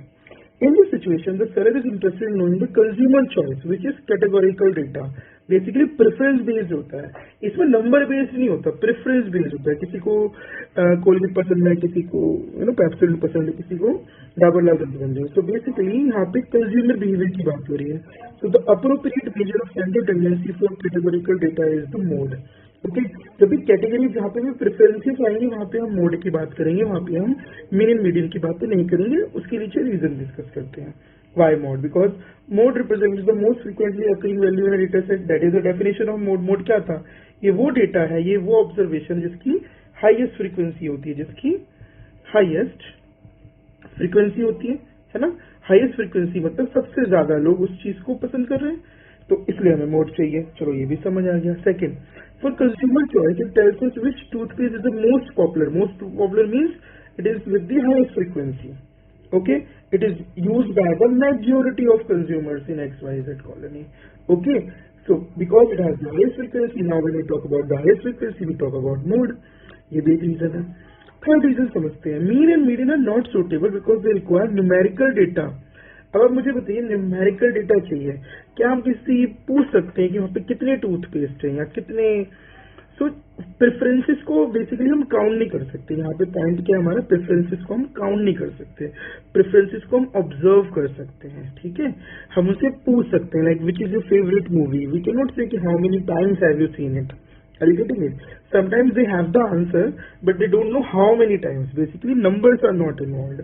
So if numbers are not involved then we talk about consumer preferences. And जब भी consumer preference की बात आएगी तो हम mode की बात करेंगे और किसी की नहीं. Therefore, the seller should use the mode to identify the most chosen toothpaste among all the people in that colony X, Y, Z. Okay. Students, अब हम करेंगे question number 3 part A. Let us read this question first. First of all, define Pearson's product movement correlation coefficient. That is the first part. And then what are its properties? तो पहले हम इसकी definition फिर उसकी properties पढ़ते हैं. Let's start with the definition. So the Pearson's product movement correlation coefficient is denoted by small r and it is a statistical measure. And what does it do? It is a statistical measure that quantifies the strength and direction of linear relationship between two continuous variables x and y. Okay, तो ये x और y दो variables हैं, उनके बारे में उनके बीच में क्या रिलेशन है, कैसा रिलेशन है, लीनियर है, नॉन लीनियर है, कैसा रिलेशन है, इनके बीच में जो रिलेशन होता है इसको हम Pearson's product movement correlation coefficient से पता करते हैं. ठीक है. So mathematically it is defined as the covariance of two variables divided by the product of their standard deviations. So basically mathematically this is how you define R. But don't be worried about the formula in this question. They want only the definition. The definition is it gives you a linear relationship, or it talks about the linear relationship between two continuous variables x and y. And the property of this R. Pretty simple, don't worry. इसके नाम से मत जाओ कि बहुत difficult है भाई, correlation coefficient कैसा होगा. ठीक है, इसे सिर्फ कोरिलेशन कोफिशिएंट भी बोलोगे तो भी अंडरस्टूड होता है कि आप पियर्सन्स प्रोडक्ट मोमेंट ही बता रहे हैं. ठीक है, सो डोंट वरी. अगर आप कोरिलेशन कोफिशिएंट बोलोगे तो भी वो यही चीज है. कौन सी? Pearson's product moment correlation coefficient. ठीक है, इस स्मॉल आर की हम प्रॉपर्टीज के बारे में बात करेंगे. अब हम इस आर को क्या बोलेंगे? Correlation coefficient. देखो, सबसे पहले इसकी रेंज के बारे में बात करते हैं. तो value of this R lies between -1 and +1. So एक बात समझ आ गई है कि मिनिमम -1 होगा और मैक्सिमम +1 होगा. ठीक है, अगर +1 हो गया तो we say it's a perfect positive correlation. ठीक है, अगर -1 हो गया तो we say it's a perfect negative linear correlation. And अगर R0 आ गया then we have no linear correlation between x and y. ठीक है। अभी एक्स एंड वाई में आपको एग्जांपल समझा देता हूँ। जैसे हम बात करते हैं कि भाई किसी एक चीज़ से दूसरी चीज़ डिपेंडेंट है या नहीं है। फॉर एग्जांपल अगर हम नॉर्मल बात करें डिमांड एंड सप्लाई, अगर किसी चीज़ की डिमांड ज़्यादा होगी तो उसकी सप्लाई भी बढ़ेगी, है ना। तो अगर मैं इसको डिमांड ले लूँ और इसको सप्लाई ले लूँ, तो जैसे जैसे डिमांड बढ़ रही है, जैसे जैसे डिमांड बढ़ रही है, सप्लाई भी बढ़ रही है, ठीक है। सो हम डिपेंडेंट वेरिएबल्स की ही बात करने वाले हैं यहाँ पे। वो डिपेंडेंट पॉजिटिव में भी हो सकते हैं, नेगेटिव में भी हो सकते हैं। अब इसका जैसे पॉजिटिव कोरिलेशन का मतलब क्या होता है, मैं आपको समझाता हूँ, फिर आपको ज़्यादा क्लियर होगा कि पॉजिटिव अगर r+1 है तो इसका मतलब पॉजिटिव कोरिलेशन है। पॉजिटिव कोरिलेशन का क्या मतलब होता है, देखो पॉजिटिव कोरिलेशन मतलब ये होता है इफ अगर x इंक्रीज होगा तो y भी इंक्रीज होगा, ठीक है। सिमिलरली अगर समझ गए होंगे आप, अगर x डिक्रीज होगा तो y भी डिक्रीज होगा। ये है पॉजिटिव कोरिलेशन, दोनों साथ साथ बढ़ते हैं, दोनों साथ साथ घटते हैं, ठीक है। इसको एग्जांपल देके बताऊं मैं, हाइट एंड वेट। धीरे धीरे हमारी जब हाइट बढ़ती है तो वेट भी बढ़ता है, यस और नो, है ना। ऑब्वियसली हाइट घट के वेट नहीं घटता, मतलब एग्जाम्पल के तौर पर है, ठीक है। अब आते हैं नेगेटिव कोरिलेशन। नेगेटिव में ये होता है कि अगर एक क्वांटिटी बढ़ रही है तो दूसरी घटेगी, ओके, समझ रहे हो, मतलब ऑपोजिट रिलेशन होता है। If x decreases y increases, are you getting it. अब आप बोलोगे ऐसी कौन सी चीज़ जहाँ पे एक के बढ़ने से दूसरी घटती है, ऐसी बहुत सी चीज़ें हैं। जैसे आपको एग्जाम्पल लेके बताते हैं हम, ठीक है। जैसे अगर हम स्पीड बढ़ाएंगे, गाड़ी की स्पीड बढ़ाएंगे तो time to reach a destination decreases, yes और नो, सही बात है। जैसे जैसे हम एक्सरसाइज ज़्यादा करेंगे फैट कम होगा, तो एक चीज़ के बढ़ने पे दूसरी चीज़ घटती है, तो उसका नेगेटिव रिलेशन कहते हैं। आर अगर जीरो है तो कोई रिलेशन नहीं है, दैट मीन्स इंडिपेंडेंट है। जैसे मान लेते हैं एक प्रोडक्ट है एक्स, ये किसी और कंपनी में बन रहा है, दूसरा प्रोडक्ट किसी और कंपनी में बन रहा है, इसके बनने या ना बनने से इस पर कोई फर्क पड़ेगा नहीं, फर्क पड़ेगा, तो ये हो गए नो कोरिलेशन, ठीक है। That means R is zero. I hope समझ आ रहा है पूरा। आर क्या होता है, R is a correlation coefficient. Positive कब होता है, जब एक के बढ़ने पे दूसरा बढ़े, एक के घटने पे दूसरा घटे। नेगेटिव कोरिलेशन में क्या होगा, जब एक बढ़ेगा दूसरा घटेगा, और पहला घटेगा दूसरा बढ़ेगा। आर जीरो मतलब कोई भी रिलेशन नहीं होता। अब आते हैं डायरेक्शन पे, सो उसको ध्यान से देखते हैं। Direction, the sign indicates the direction. अब positive variable means they increase together and negative means if one increases the other decreases. Basically this second point talks about the physical significance of the signs, plus और minus का क्या मतलब होता है, यही हमने ऊपर डिस्कस ऑलरेडी कर लिया। ये सेम ही पॉइंट है, पर एक को हम नंबर में बात कर रहे हैं, एक में हम डायरेक्शनल की बेसिस पे बात कर रहे हैं। Unitless, it's a pure number, it is independent of the units. तो बेसिकली अगर आप उस फॉर्मूले में भी देखेंगे तो आर की कोई यूनिट नहीं है। Now symmetry, the correlation between x and y is same as the correlation between y and x। इसको समझाते हैं। अगर आप ऐसे कोरिलेशन लिखते हैं x एंड y और एक को होता है y एंड x, सो दोनों की जो न्यूमेरिकल वैल्यू है वो सेम आएगी, न्यूमेरिकल वैल्यू सेम आएगी। फॉर्मूला क्या बताया था मैंने, ऊपर देखो ये रहा फॉर्मूला। तो आप चाहे जैसे यहाँ पे मैंने लिखा था ना r(x, y), अगर आप इसकी जगह r(y, x) भी करोगे तो भी सेम फॉर्मूला आएगा। यस, समझ आ गई बात। चलो वापस चलते हैं उस फॉर्मूले पे जो हम कर रहे थे, ठीक है। सो हम कहाँ पहुँच चुके हैं, सिमेट्रिसिटी पे। नाउ हमारे पास एक और प्रॉपर्टी है, इसे हम बोलते हैं फिफ्थ, इनवेरियंस। इसको let us call the sixth. Now invariance, its value does not change if you add a constant to all the values. So basically क्या होता है इसमें, अगर आप कोई कांस्टेंट नंबर ऐड, मल्टीप्लाई या कुछ भी करोगे तो ओवरऑल आर की वैल्यू पे फर्क नहीं पड़ेगा, ठीक है। अगर आप इस फॉर्मूले में, जैसे यहाँ पे मैंने कहा था वेरिएबल x और y, अगर मैं इसको kx और ky कर दूंगा तो भी इस r की वैल्यू पे कोई फर्क नहीं पड़ेगा। इसका मतलब होता है invariance. Very very important property. They might ask you कि इनवेरियंस का मतलब क्या होता है। इसका मतलब वो किसी भी कांस्टेंट से उस पूरी r की वैल्यू पे कोई अफेक्ट नहीं होता। लीनियरिटी पे आते हैं। It only measures linear relationship. It may not capture strong non-linear relationship. That means basically linear मतलब linearity। यहाँ पे straight line, यानी ये x और y के बीच में सिर्फ straight line का ग्राफ ही प्रेडिक्ट कर पाता है। अगर कोई ऐसे दो वेरिएबल्स हैं जो linearly रिलेटेड नहीं है तो उसके लिए हम r नहीं निकाल पाएंगे। हम r निकालते उन्हीं के लिए जिनके पास लीनियर रिलेशनशिप होती है। अगर लीनियर रिलेशनशिप नहीं है तो हम नहीं निकाल सकते। Yes, are we getting it. तो हमें पूरी बात समझ आ गई। Yes, okay, very good. So please try to understand this and you will be able to answer this question in exam. No need to say Pearson's product moment correlation coefficient. Only correlation coefficient is important. Okay, well that students, now we'll do the second part of question number 3. So basically this is the second part of question number 3. Let us read the question. We have to compute the correlation coefficient from this following data. Okay, so हमारे पास cars है, उनका revenue है और 3 different companies. We have to calculate R using the formula. Okay, so let us start. To compute the correlation coefficient for the given data, we use this formula. Look at this formula. So the correlation coefficient R is equal to n times summation xy minus summation x summation y. ये summation का डंडा नहीं है, ये सिर्फ normal सा है, table बनते ही दिख जाएगा आपको. समेशन मतलब सिर्फ ऐड करना होता है. Under root of n times summation x square minus summation x whole square and so on. Now ये सारी टर्म्स में निकालनी होंगी, इसका मतलब हमें इसका एक टेबल बनाना चाहिए. ठीक है, so let the cards be represented by x. तो हम लोग क्या कर रहे हैं, कार्ड्स को हम एक्स अज्यूम कर रहे हैं और रेवेन्यू को वाई. ठीक है, एंड उसके अकॉर्डिंग हम अपनी टेबल बनाएंगे जो जो हमें चाहिए. हमें क्या क्या चाहिए, हमें एक्स वाई चाहिए, समेशन एक्स अलग चाहिए, समेशन वाई अलग चाहिए, समेशन एक्स का स्क्वायर चाहिए, समेशन वाई का स्क्वायर चाहिए. तो ये सब हमें टर्म्स चाहिए. देखो हमने यहाँ पे बना लिया. अब एक बार अपना देखते हैं. रेडी. सो हमारे पास ये है, हमारे पास कार्स 63, 29, 28 एंड ये उनका रिवेन्यू है.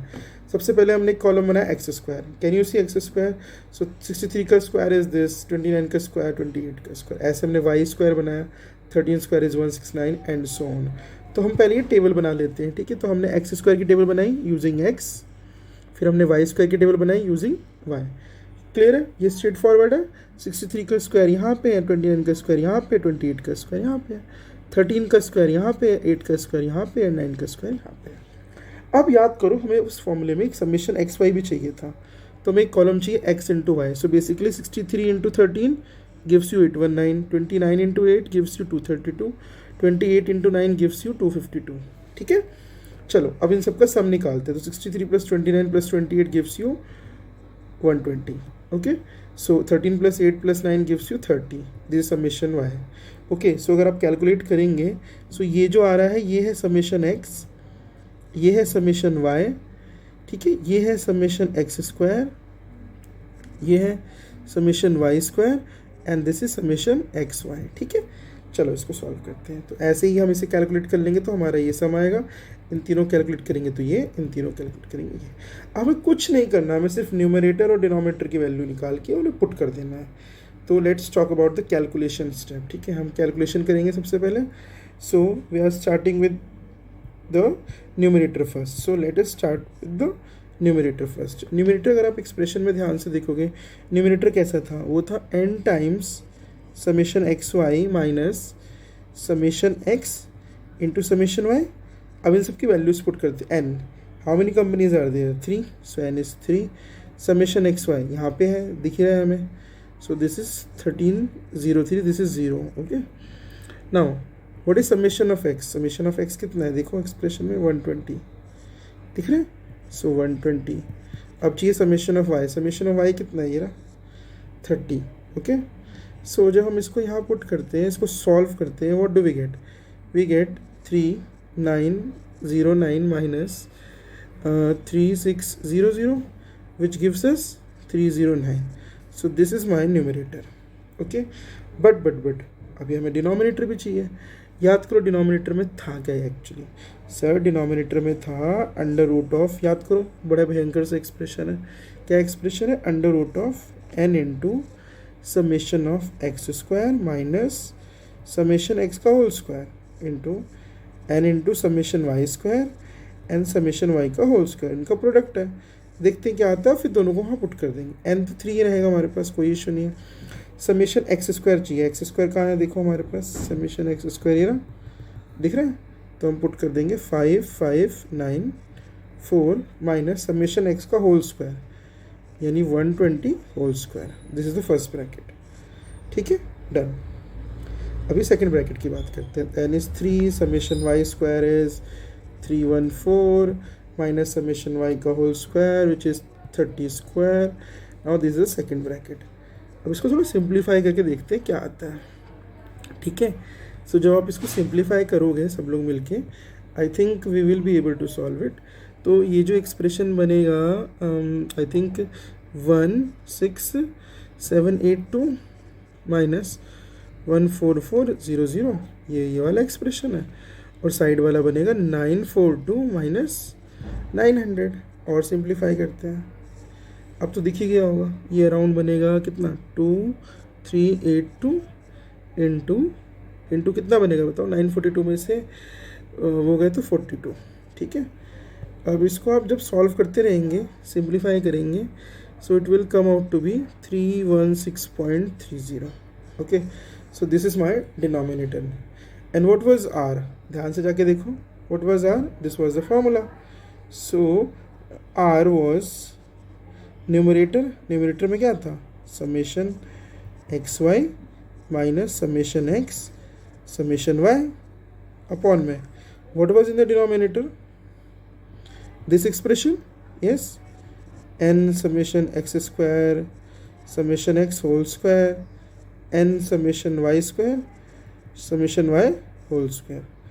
अब हम वैल्यूज पुट कर देते हैं, numerator is 309 and this is 316.30 and if you use calculator you will be able to check that this is approximately equal to 0.976, so this is the value of R. Okay, good morning students, today we'll do BECS 184 data analysis June 2025 question number 4. Let us read the question first. Question is, what is a bivariate analysis and a teacher wants to know the effectiveness of a smart board in improving students marks, what procedure and statistical techniques should be followed in such inquiry, explain। Basically हमें पता करना है कि bivariate analysis क्या होता है और एक टीचर चाहता है अपनी क्लास में पता करना है कि स्मार्ट बोर्ड की इफेक्टिवनेस कितनी है, तो उसे कौन कौन से प्रोसीजर और स्टैटिस्टिकल टेक्निक्स यूज़ करनी चाहिए। सो बेसिकली इसमें दो क्वेश्चंस है, पहला bivariate analysis and then what procedure and statistical techniques should be used to analyse. Okay, अब हम इसका सोल्यूशन करते हैं। सो पहले what is a bivariate analysis, जैसा कि नेम ही बता रहा है, bivariate means there are two variables. So basically there are two variables involved. Okay, so bivariate analysis में दो वेरिएबल्स होंगे। So that means bivariate analysis it involves the simultaneous analysis of two variables to determine the empirical relation between them. Basically दो variables के बीच में क्या relation है उसको अगर हम साथ साथ स्टडी करते हैं तो हम उसको बाइवेरिएट एनालिसिस कहते हैं। ट्राइवेरिएट एनालिसिस क्या होगा, जब हम साइमल्टेनियसली स्टडी करेंगे तीन वेरिएबल्स, ओके, और उनके बीच का रिलेशन। इस क्वेश्चन के अंदर अगर आप ध्यान से देखें, he wants to know the effectiveness of smart board in improving students marks. तो यहाँ पे हमारे पास दो वेरिएबल कौन से हो गए, एक हो गया हमारे पास smart boards, that is our first variable which is the independent variable, और दूसरे हो गए variable students marks, that is a dependent variable.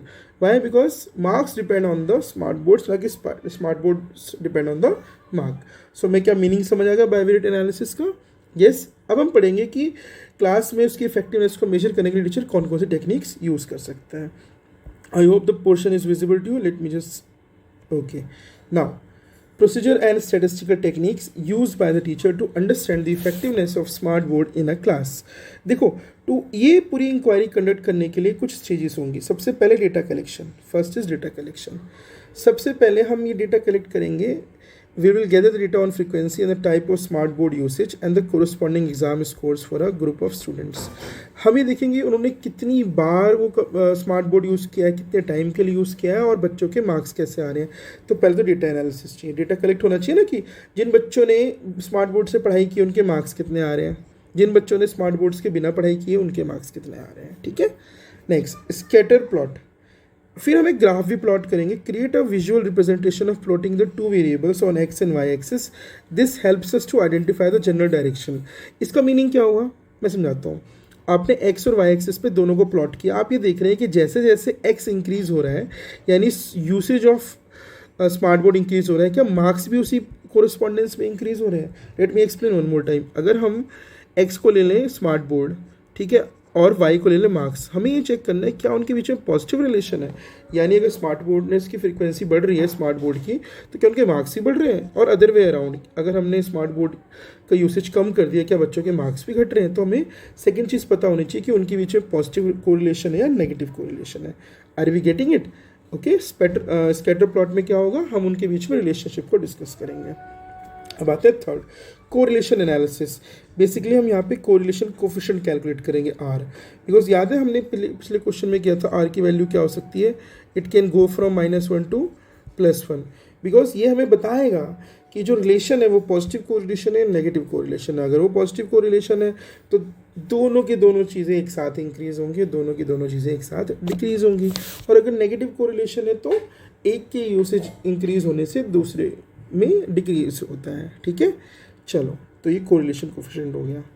फिर हमारे पास आता है थर्ड, सिंपल लीनियर रिग्रेशन।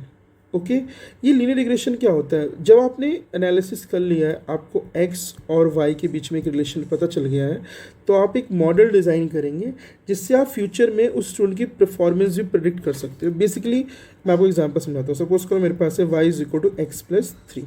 ठीक है, if x is 2 what is the value of y? 5। ओके, if x is 5 what is the value of y? 5 plus 3 8। ऐसा क्यों कर पा रहे हो? बिकॉज आपके पास एक एम्पिरिकल रिलेशन डिराइव्ड है। तो ऊपर अगर हम उनके बीच में एक रिलेशन डिराइव कर पाएंगे, अगर हमारे पास एक रिलेशन होगा, तो आपको नहीं लगता कि अब हम फ्यूचर भी एनालिसिस कर पाएंगे? बेसिकली अगर मान लेते हैं 1 घंटा हम यूज़ कर रहे हैं स्मार्ट बोर्ड, उससे बच्चे के मार्क्स में 5 मार्क्स इंप्रूव हो रहे हैं, 2 आवर्स में उसके 10 मार्क्स इंप्रूव हो रहे हैं। तो ऐसे can we not predict, I know ये पूरा परफेक्ट नहीं होता, but can we not predict that after 3 hours of usage every day there might be an increase of 15 marks, अगर हम लीनियर रिग्रेशन की बात करें। ठीक है, सो लीनियर रिग्रेशन ये बताता है कि अगर हमें एक्स और वाई के बीच में कोई एक रिलेशन पता है, तो हम फ्यूचर में क्या हम दूसरे वेरिएबल को प्रिडिक्ट कर सकते हैं based on the dependent variable, based on the independent variable. ठीक है, अब आता है हमारे पास fifth technique which is the T test और द ऑल्टरनेटिव टेस्ट। बेसिकली ये आप कर भी सकते हैं, नहीं, बिकॉज इट डिपेंड्स। ठीक है, एक्चुअली इसमें क्या होगा, हम क्लास को 2 पार्ट्स में डिवाइड कर देंगे, ए पार्ट और बी पार्ट। ए वो होगी जो विद स्मार्ट बोर्ड पढ़ रही होगी, और बी वो होगी जो विदाउट स्मार्ट बोर्ड पढ़ रही होगी। तो हम ये देखेंगे कि 2 ग्रुप्स में किसके मार्क्स ज़्यादा हैं। Basically if the teacher compares 2 specific groups, first group a class taught with a smart board versus the one which was not taught with a smart board, then we can have a t test to determine कि उनके mean marks में कितना difference आ रहा है। उससे हम आगे future में एनालाइज कर पाएंगे कि we should continue with the smart board और नोट। ठीक है, okay, so this is how we can use various techniques. Students, now we'll do question number 5. Okay, let us read the question. State the procedure to work out composite index by simple ranking method. So हम सीखेंगे कि simple ranking method से हम composite index कैसे निकालते हैं। ठीक है, so first of all let us understand the procedure and then we'll work out an example also, जिससे हमें composite index number निकालना आ जाए। ठीक है, चलो पहले डिफाइन करते हैं।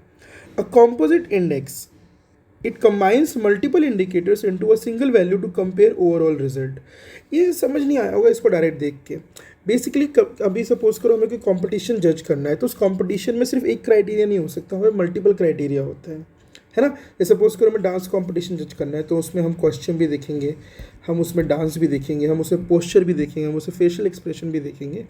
तो कॉम्पोजिट इंडेक्स कब यूज़ करते हैं? जब हमें मल्टीपल इंडिकेटर्स को कंबाइन करना होता है to a single value to compare overall performance. तो आपने नोटिस किया होगा जब फाइनल रिजल्ट आता है उसमें सारे फैक्टर्स को मिला के एक कंबाइंड नंबर होता है कि आउट ऑफ 100 उसके 75 है, आउट ऑफ 100 उसके 86 है, ऐसे रैंक डिसाइड होती है। ठीक है, अब हम प्रोसीजर समझते हैं। फर्स्ट प्रोसीजर, सबसे important process, select the indicators. भाई जैसे डांस कंपटीशन में हमने कंपोनेंट्स क्या लिए थे, रूब्रिक्स क्या लिए थे, डांस हो गया, कॉस्ट्यूम हो गया, पोस्चर हो गया, एक्सप्रेशन हो गया। ऐसे ही पहले हम इंडिकेटर डिसाइड करेंगे। Choose all the relevant variables. जैसे इस क्वेश्चन हम इसमें एक जो क्वेश्चन करने वाले हैं उसके अंदर हमारे पास जो इंडिकेटर्स हैं वो इनकम, लिटरेसी एंड हेल्थ। ठीक है, सो ऐसे ही सिंगिंग में हो सकता है ना, जैसे clarity, diction and so on. So first of all हमें इंडिकेटर पता करने हैं कि भाई हम कौन से इंडिकेटर्स यूज़ करने वाले हैं। तो अभी जो हमारा एग्जाम्पल हम इसके बाद पढ़ेंगे अभी, उसमें हम इनकम, लिटरेसी और हेल्थ को कंसिडर करने वाले हैं। नेक्स्ट, अब हमें इंडिकेटर्स तो मिल गए कि कौन कौन से हमारे पास इंडिकेटर्स होने वाले हैं। अब हमें डेटा कलेक्ट करना पड़ेगा। So we will gather data for each indicator for all units. ठीक है, हम उसके लिए डेटा कलेक्ट कर लेंगे कि भाई इनकम कितनी है, लिटरेसी कितनी है, हेल्थ कितनी है। ठीक है, rank each unit. Now for every indicator rank all the units from rank 1 to worst. Basically suppose करो मेरे पास 3 सिटीज़ है, उसको इनकम वाइज मुझे रैंक करना है, तो मैं कि सिटी ए को 1, फिर सिटी 2 को, सिटी बी को 2 एंड सो ऑन मैं रैंकिंग कर सकता हूँ। ठीक है, सो अभी आप प्रोसेस समझिए, जब एग्जाम्पल करेंगे ज़्यादा क्लियरली समझ आएगा इसका क्या मतलब। Rank all the units from best to first. Basically जो भी हमारे पास, इसको मान लो तो 10 कैंडिडेट्स हैं, तो हमें उन्हें ऑर्डर में अरेंज करना है, तो हम उसकी रैंकिंग करेंगे 1 2 3 4 on the basis of income, 1 2 3 4 on the basis of literacy, 1 2 3 4 on the basis of health, फिर सम ऑफ द रैंक्स। अब क्या किया हमने, हर कैंडिडेट को अलग अलग इंडिकेटर के हिसाब से मार्किंग स्कीम दे दी हमने। तो हम टोटल करेंगे उसको, जिसका टोटल सबसे ज़्यादा आएगा वो फर्स्ट होगा।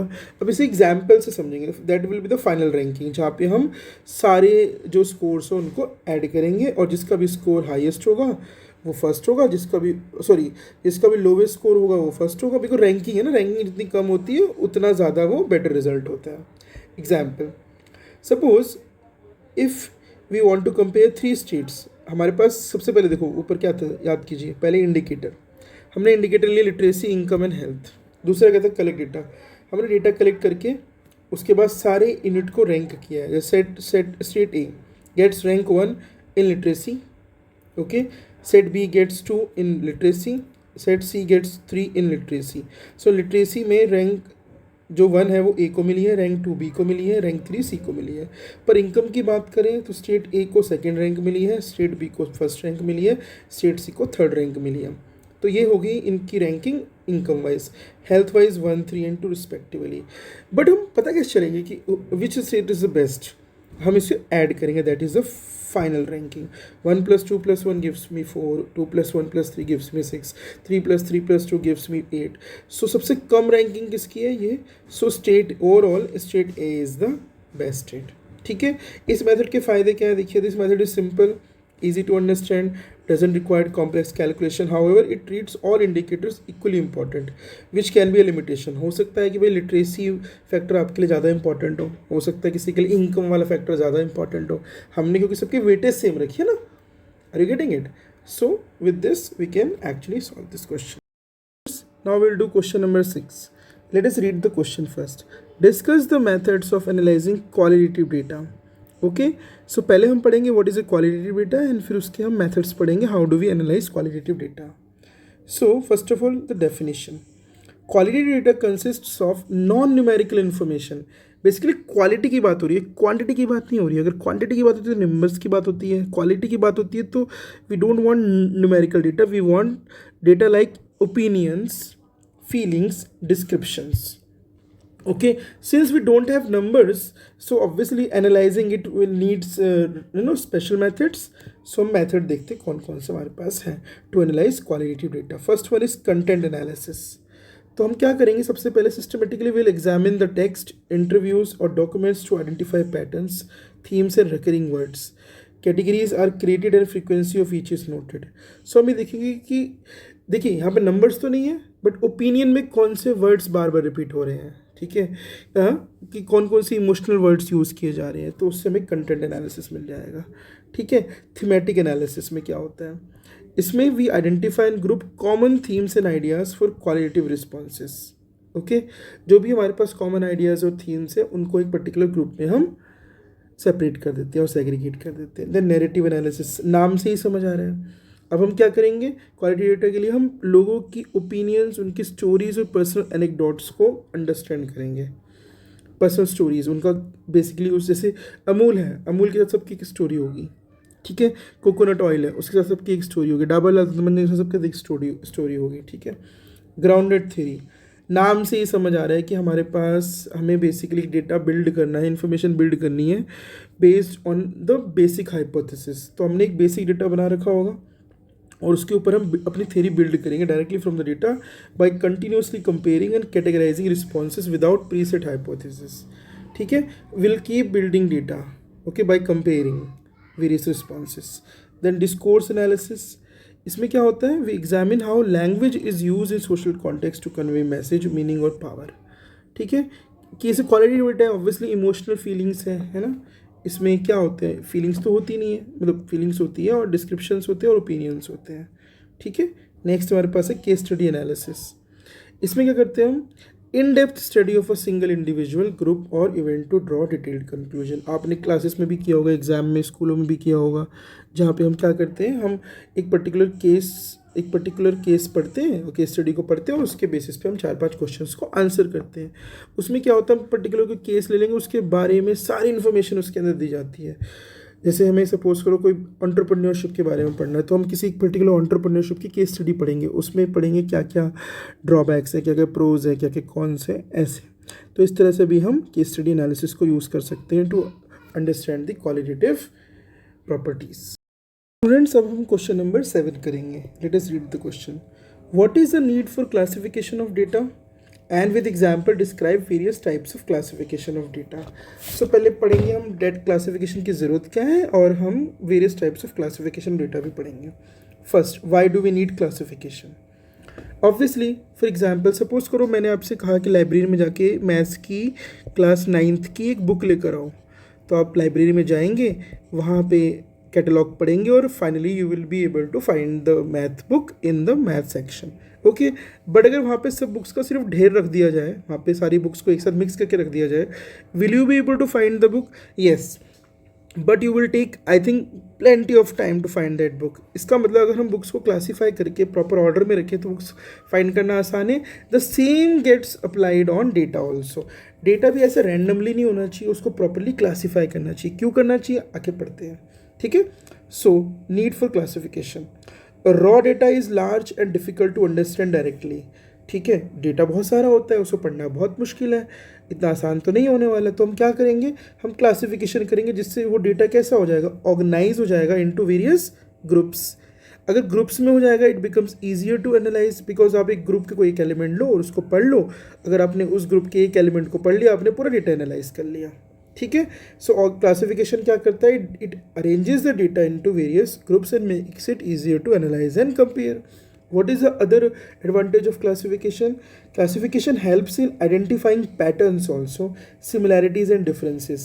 भाई जब हमारे पास सारा डेटा ऑर्गेनाइज्ड होगा तो हमें पता होगा ना कि इस कैटेगरी में जो डेटा है उन सब की प्रॉपर्टी सिमिलर है, या अगर दो अलग अलग कैटेगरीज में डेटा है तो हमें पता होगा ना इन दोनों में उनकी प्रॉपर्टीज डिफरेंट होगी।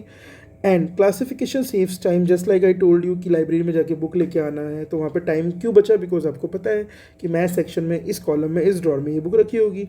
ऐसे ही classification saves a lot of time and simplifies statistical operations. Good.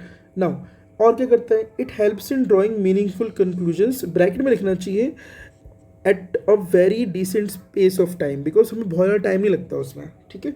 तो टाइम इफेक्टिव है, कॉस्ट इफेक्टिव है, ठीक है। क्लासिफिकेशन करना बहुत ज़रूरी है।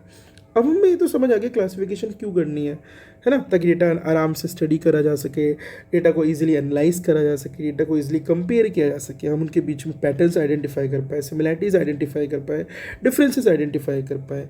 पर उसके मेथड्स भी तो होंगे, बहुत टाइप्स भी तो होंगे। अब हम पढ़ेंगे किस तरह की क्लासिफिकेशंस अलाउड है हमें। पहली है जियोग्राफिकल क्लासिफिकेशन, नाम से ही समझ आ गया होगा, the data is classified based on the location in the region, ठीक है। आपने देखा होगा बिहार की पॉपुलेशन अलग है, यूपी की पॉपुलेशन अलग है, तो that is a geographical classification of data.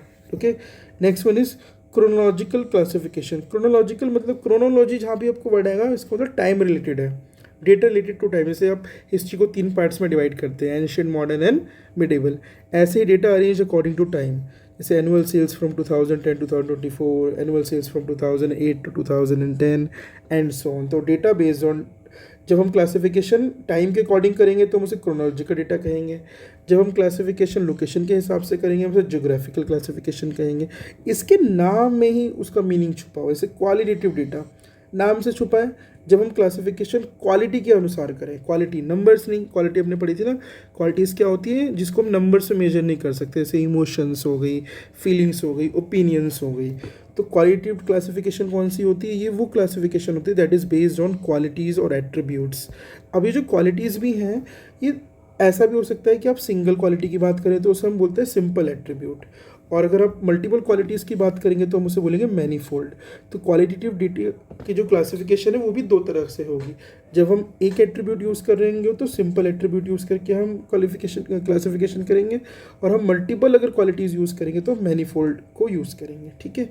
Now the last one, quantitative data, quantitative classification. इसमें भी नाम से समझ आ रहा है। देखिए पहले क्या था, क्लासिफिकेशन किस बेसिस पे थी, on the basis of geography. दूसरी क्लासिफिकेशन थी on the basis of time. तीसरी क्लासिफिकेशन थी on the basis of quality. ये classification on the basis of quantity. अब क्वांटिटी मतलब मेजरेबल डेटा, मेजरेबल मतलब न्यूमेरिकल डेटा, जिसमें हम कैलकुलेशंस करते हैं। जैसे student classified by their marks, so ये हमारे पास क्वालिटेटिव डेटा हो गया। ठीक है, सो हमारे पास चारों क्लासिफिकेशन समझ आ गई, geographical, chronological, qualitative and quantitative. ये सब करना क्यों ज़रूरी है? Why do we need classification? Because classification makes data presentable, comparable, ready for further statistical analysis like tables, graphs and charts. Okay, अब हम क्वेश्चन नंबर 8 करेंगे, BECS 184 data analysis. Let us read the question first. What is meant by hypothesis and bring out the important steps in hypothesis testing. So पहले हम पढ़ेंगे hypothesis क्या होता है। Hypothesis is a tentative statement और assumption about a population parameter that can be tested using data. It is an educated guess made before the conducting the research.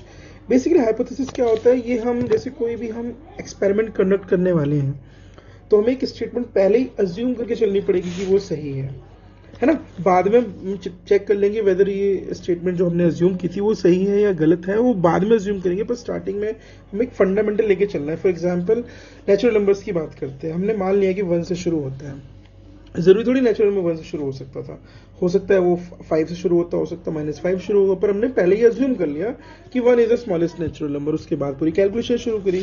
इसी तरीके से एक हाइपोथेसिस क्या होता है, it is a tentative statement और assumption जो हम पहले ही मान लेते हैं कि वो होगी और बाद में हम उस स्टेटमेंट को टेस्ट करेंगे कि वो सही है या गलत है।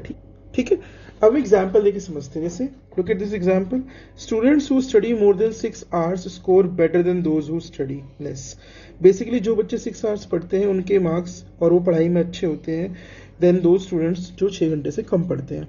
अब ये एक हाइपोथेसिस क्यों हो सकता है? बिकॉज इसमें हम क्या करते हैं, एक बात को अज्यूम कर लेते हैं कि ऐसा होता है, बाद में चेक करेंगे वेदर इट इज ट्रू और not based on numerical data. But क्या हम ये अज्यूम कर सकते हैं कि जो बच्चे 6 घंटे से ज्यादा पढ़ते हैं वो हमेशा उन बच्चों से अच्छा स्कोर करेंगे जो 6 घंटे से कम पढ़ते हैं? ऑब्वियस सी बात है। अब हाइपोथेसिस की भी टाइप्स होते हैं हमारे पास। हम 2 हाइपोथेसिस लेते हैं, नल हाइपोथेसिस और alternative hypothesis. Null hypothesis is called H0, alternative hypothesis is called H1। H0 कौन सा हाइपोथेसिस है? इट अज्यूम्स नो डिफरेंस और इफेक्ट एग्जिस्ट्स। ये मानता है कोई इफेक्ट और कोई भी डिफरेंस एग्जिस्ट नहीं करता है। अल्टरनेटिव हाइपोथेसिस क्या होता है? इट अज्यूम्स अ डिफरेंस और इफेक्ट एग्जिस्ट्स। ठीक है, जब हम धीरे धीरे आगे पढ़ेंगे तो हमें समझ आएगा कि कैसे नल हाइपोथेसिस और अल्टरनेटिव हाइपोथेसिस को हम यूज कर सकते हैं। तो क्वेश्चन का सेकंड पार्ट क्या था? What are the important steps in hypothesis testing. जो हमने हाइपोथेसिस मान लिया है उसकी टेस्टिंग करेंगे भी इवेंचुअली वो बात सही है या गलत है। ठीक है, तो चलो सबसे पहला स्टेप, फॉर्मुलेट हाइपोथेसिस। सबसे पहले हमको अपने हाइपोथेसिस मान लेने हैं। एक H0 होगा, एक H1 होगा, 2 हाइपोथेसिस मान लीजिए। ठीक है, then set level of significance alpha. Alpha को ले लो 0.05 5% और 0.01 1%। बेसिकली एक्सेप्टेबल एरर है कि भाई जो हमने माना था उससे ±5% ज्यादा या कम हो सकता है, सिमिलरली 1% ज्यादा या कम हो सकता है। Then select appropriate test. ये टेस्ट किस लिए हो रहा है? हमारे जो हमने हाइपोथेसिस 2 माने हैं उनको टेस्ट करने के लिए कि जो हमारे हाइपोथेसिस थे वो सही है गलत है। तो हम ये टेस्ट यूज कर सकते हैं। पहला T test, Z test and chi square test. Okay, ये जो टेस्ट से बहुत ही इन डेप्थ में है, इसके लिए हमने एक और वीडियो बना रखा है, तो जब आपको ये टेस्ट को डिटेल में पढ़ना होगा तो वो वीडियो देख सकते हैं। ठीक है, अभी के लिए हम अपने हाइपोथेसिस को टेस्ट करने के लिए 3 टेस्ट यूज कर सकते हैं, टी टेस्ट, जेड टेस्ट और काई स्क्वायर टेस्ट। ठीक है, now fourth step, collect data. Okay, obviously to test my hypothesis I need data, so gather some data through surveys or experiments. Now calculate test statistic. Basically अब हमने suppose करो T test decide किया, तो T test में कुछ तो कोई formula involve होगा, उस फॉर्मूले को यूज करके हम एक वैल्यू निकालेंगे। Apply the formula for the chosen test, वहां से एक वैल्यू निकलेगी। ठीक है, ऑब्वियसली हमको टेस्ट कर रहे हैं तो उसके अंदर कोई न्यूमेरिकल एस्पेक्ट होगा, तो वहां से कैलकुलेट टेस्ट स्टैटिस्टिक मतलब उस टेस्ट के अंदर जो फॉर्मूले हैं, जो वैल्यूज है वो कैलकुलेट कर ली। फिर find critical value and compare with the standard statistical tables. Basically जो हम लेकर आए हैं और जो क्रिटिकल वैल्यू है उसे कंपेयर करना है and then make your decision. जो हमने टेस्ट स्टैटिस्टिक निकाला है कैलकुलेट करके, अगर वो क्रिटिकल वैल्यू से ज्यादा आता है तो हम H0 को रिजेक्ट कर देंगे, यानी H0 जो है हाइपोथेसिस रॉन्ग है और H1 will be correct. Otherwise अगर test statistics less than critical value आता है तो हम H0 को एक्सेप्ट कर लेंगे और H1 को रिजेक्ट कर देंगे, ठीक है। अब इसमें भी ना काफ़ी चीज़ें इतनी डिटेल में नहीं है, ठीक है। So when you do this T test, Z test and chi-square test clearly, then you will be able to understand what these test statistics are and what is this critical value and all. But for the time being, because we wanted to know the steps involved in the hypothesis testing, and these are the 7 steps in the hypothesis test. Okay students, now we'll do question number 9. Let us read the question number 9 first. We have described the methods of collection of primary data. Primary data collect करने के क्या क्या methods हैं, हम पहले वो discuss करेंगे। तो थोड़ा सा बेसिक पढ़ लेते हैं कि डेटा क्या होता है, हम उसको प्राइमरी और सेकेंडरी कब कहते हैं, और फिर हम पढ़ेंगे प्राइमरी डेटा कलेक्ट करने के मेथड्स कौन कौन से होते हैं। डेटा क्या होता है, ये हमारे लिए होता है यूजफुल पीस ऑफ इंफॉर्मेशन। सो होता क्या है कि रैंडम इन्फॉर्मेशन को डेटा नहीं कहते, जब वो प्रॉपरली ऑर्गेनाइज्ड होता है, जो हमारे लिए यूजफुल होता है, उसको हम डेटा कहते हैं। तो basically it's a useful piece of information. Okay, now primary and secondary data. See, primary data is that data which is collected by the researcher himself and he makes use of it। मतलब जैसे reporter है, उसे किसी गांव के बारे में पता करना है, वो खुद जाके अगर डेटा कलेक्ट करेगा तो उसके लिए वो प्राइमरी डेटा है। बट अगर वो खुद नहीं जाता और वहाँ किसी को फोन करके पूछता है कि बताइए उस गांव के बारे में क्या इन्फॉर्मेशन है, तो वो सेकेंडरी डेटा है। तो डिफरेंस समझ आया। तो प्राइमरी डेटा कौन सा डेटा होगा, फर्स्ट हैंड डेटा। कौन सा डेटा है ये, फर्स्ट हैंड डेटा, ठीक है। इसका मतलब हम अपने आप ये डेटा कलेक्ट करते हैं, हम अपने आप डेटा कलेक्ट करते हैं। Are you getting it. ये कौन सा होता है, ये सेकंड हैंड डेटा होता है। ये कौन सा डेटा होता है, सेकंड हैंड। इसका मतलब इस डेटा को आप कलेक्ट नहीं करते, कोई दूसरा आपके लिए डेटा कलेक्ट करता है। आर यू गेटिंग इट, कोई दूसरा डेटा कलेक्ट करेगा। तो हमें समझ आ गया प्राइमरी डेटा कौन सा है, वो डेटा जिसे हम खुद अपने आप कलेक्ट करेंगे और उसका यूज करेंगे। तो हम डेटा, प्राइमरी डेटा को कलेक्ट करने के क्या क्या तरीके हैं वो पढ़ लेते हैं। चलो पहले डेफिनेशन देख लेते हैं, फिर उसके आगे पढ़ते हैं। Primary data, it is the original data collected first hand by the researcher for a specific purpose. Methods, अच्छा मुझे बताइए हम इंफॉर्मेशन कैसे कलेक्ट कर सकते हैं। पहला, बाय पर्सनल इंटरव्यू। ओके, मुझे किसी को हायर करना है तो एक तरीका है मैं किसी को फोन करके पूछूं कि वो पर्सन कैसा है। दूसरा क्या है, I will call him for the PI personal interview and I talk to the person face to face. तो ज़्यादा बेटर क्या होगा, फेस टू फेस, बिकॉज किसी दूसरे से पूछना is actually collecting the secondary data. Okay, so personal interview में face to face सीधा पूछ लेंगे डायरेक्ट क्वेश्चन, और हमारे को डेटा चाहिए हम डायरेक्ट यूज कर ले रहे हैं। हाई रिस्पॉन्स रेट होगा, अलाउज क्लैरिफिकेशन, बट ये कॉस्टली और टाइम कंज्यूमिंग क्यों होगा बताइए। बिकॉज फोन पे बात करना आसान हो जाता है, पर उसको बुलाएंगे, ऑफिस प्रिपेयर करना है, कॉफी टी एंड ऑल सब कुछ मैनेज करना पड़ता है। तो पहला तरीका क्या है, खुद बुला के डेटा कलेक्ट करेंगे, ठीक है, बुला लो पर्सनल इंटरव्यू के लिए। Second, telephonic interview.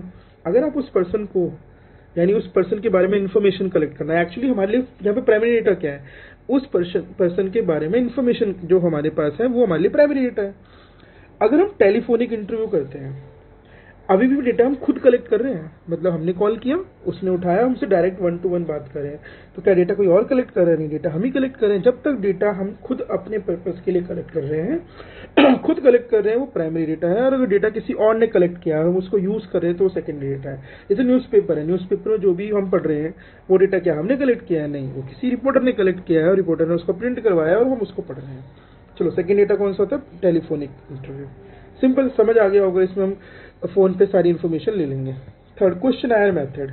इसमें क्या होता है कि भाई हम उससे मिलते नहीं, हम उसे सेट ऑफ क्वेश्चन भेज देते हैं। Set of written questions are sent to the respondents, वो अपने आप उसमें फिल कर देंगे डेटा, ऐसे फॉर्म फिलिंग करवाते हैं, और हम उससे जैसे रेज्यूमे वगैरह होता है ना, उसमें भी हम कुछ इंपॉर्टेंट क्वेश्चंस पूछ लेते हैं, उससे हम एनालाइज कर लेते हैं कि सामने वाला पर्सन कैसे होगा। तो पहला क्या था, पीआई पर्सनल इंटरव्यू, दूसरा टेलीफोनिक इंटरव्यू, तीसरा क्वेश्चनायर मेथड।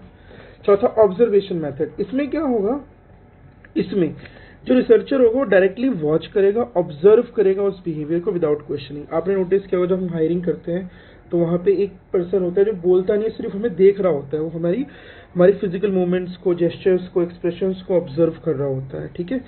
वो भी एक तरह से डेटा ही कलेक्ट कर रहे हैं कि हम कोई पैनिक तो नहीं कर रहे हैं, हम कॉन्फिडेंस में है या ओवर कॉन्फिडेंस में है, ठीक है। Useful, way respondents can't communicate, basically उसमें बोलने की जरूरत ही नहीं है, ऑब्जर्वेशनल डेटा है, ठीक है। फिफ्थ होता है हमारे पास scheduled method. What a fantastic method. इसमें क्या होता है, इसमें जो जिसका इंटरव्यू हमें लेना है वो हमारे ऑफिस नहीं आता, उल्टा हम वहीं पे जाते हैं। बेसिकली ये होगा, कंपनी को मान लो किसी को हायर करना है, डेटा चाहिए उसके बारे में, तो वो अपने एम्प्लॉय को डायरेक्ट उसके पास भेज देंगे, उसके घर पे। यहाँ पे पढ़िए, इन्यूमरेटर्स विजिट रिस्पोंडेंट्स। इट्स लाइक जनगणना होती है, उसमें टीचर्स आते हैं ना घर पे डेटा कलेक्ट करने, तो वो शेड्यूल मेथड ही है, ठीक है। And they fill in the data themselves, मतलब वो पूछेंगे अच्छा आपके घर में कितने लोग हैं, तो वो उसको नहीं भरवाते, वो खुद भरते हैं, ठीक है। तो शेड्यूल मेथड हो गया, आप समझ रहे हैं। अब आते हैं 6th, फोकस ग्रुप डिस्कशंस। ये बड़ा अच्छा है। इसमें क्या होता है, आपको एक टॉपिक दे दिया जाएगा, वहाँ पे ग्रुप में कई लोग बैठे होंगे, वहाँ पे एक मॉडरेटर होगा जो उस पूरे डिस्कशन को कंडक्ट कराएगा, और वहाँ पे एक पर्सन होगा जो ऑब्जर्व करेगा कि कौन कितना बेहतर उस सिचुएशन को हैंडल कर पा रहे हैं, ठीक है। सो इससे भी हम उस कैंडिडेट के बारे में इंफॉर्मेशन कलेक्ट कर सकते हैं। आपने नोटिस किया कि मैंने इंटरव्यू के हिसाब से पूरे सारे मेथड समझा दिए कि मुझे अगर अपनी कंपनी के लिए हायर करना है तो मैं एक पर्सन का पर्सनल इंटरव्यू ले सकता हूँ, टेलीफोनिक इंटरव्यू ले सकता हूँ, शेड्यूल्ड मेथड कर सकता हूँ, ऑब्जर्वेशन मेथड कर सकता हूँ, फोकस ग्रुप डिस्कशन। आपने नोटिस भी किया होगा ज़्यादातर जॉब्स में यही मेथड फॉलो होता है। Last one is experiment method. ये साइंटिफिक रिसर्च में यूज होता है, बट ये भी बहुत अच्छा है। इसमें डेटा कंट्रोल्ड होता है, डेटा जो हम कलेक्ट करते हैं under controlled conditions. Controlled conditions मतलब इट्स लाइक कि हमने 10 कैंडिडेट्स लिए, उनको सेम कंडीशंस प्रोवाइड करी और उसमें कैसा बिहेव कर रहे हैं। बट ये आई टोल्ड यू ना, साइंटिफिक रिसर्च में होता है, it is not that commonly used, but it is common in scientific research. I hope you have understood how primary data can be collected using these 7 methods.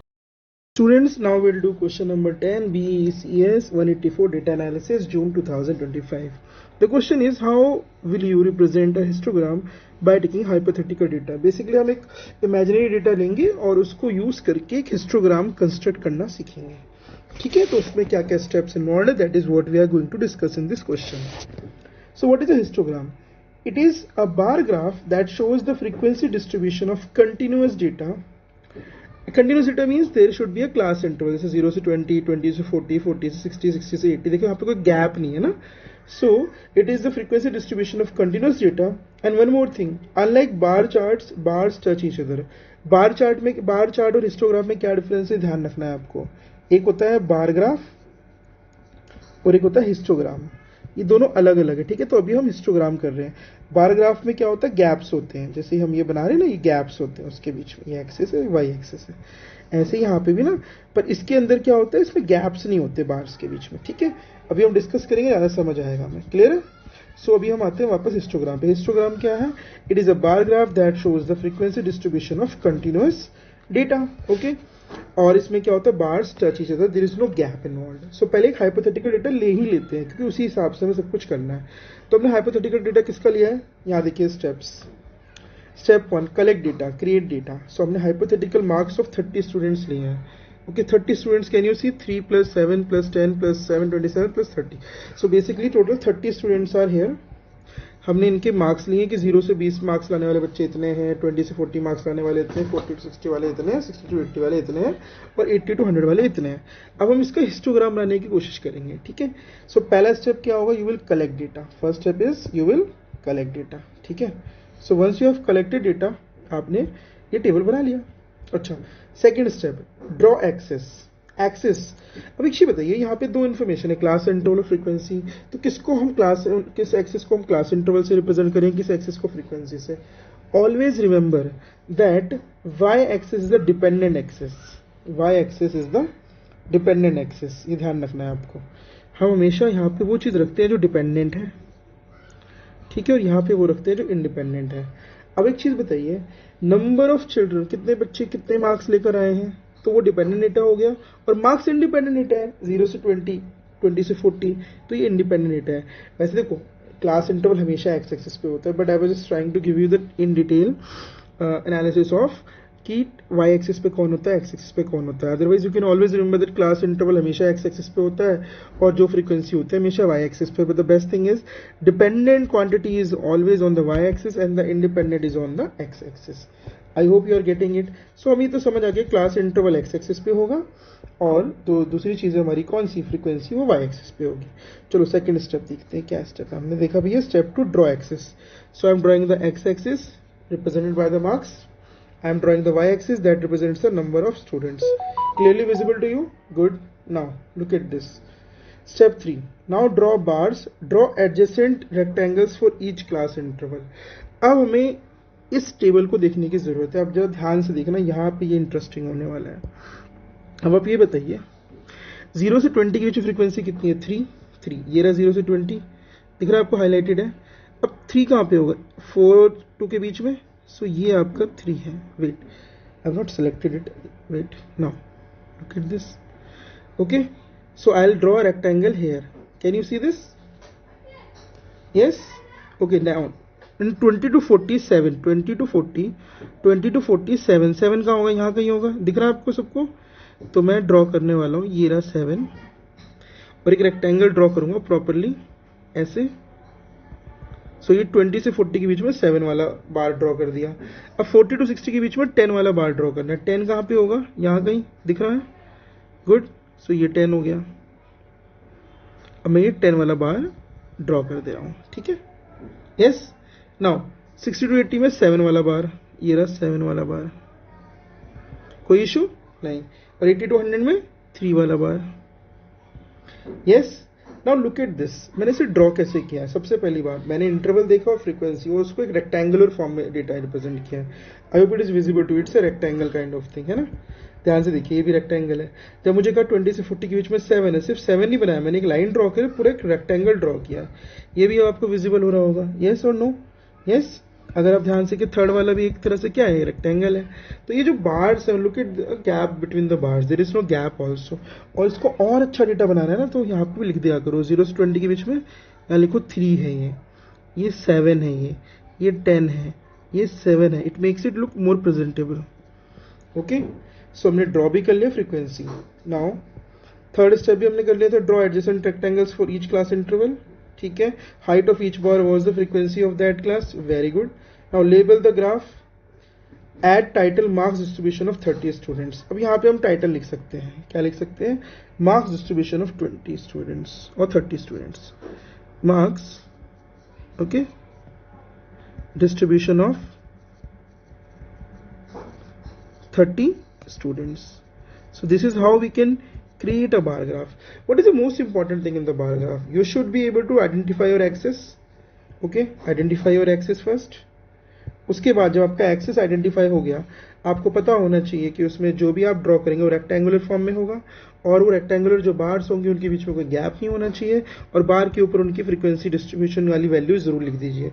So the answer of this question, I hope this is visible to you, this one is this, and these are the 4 steps involved in making the histogram.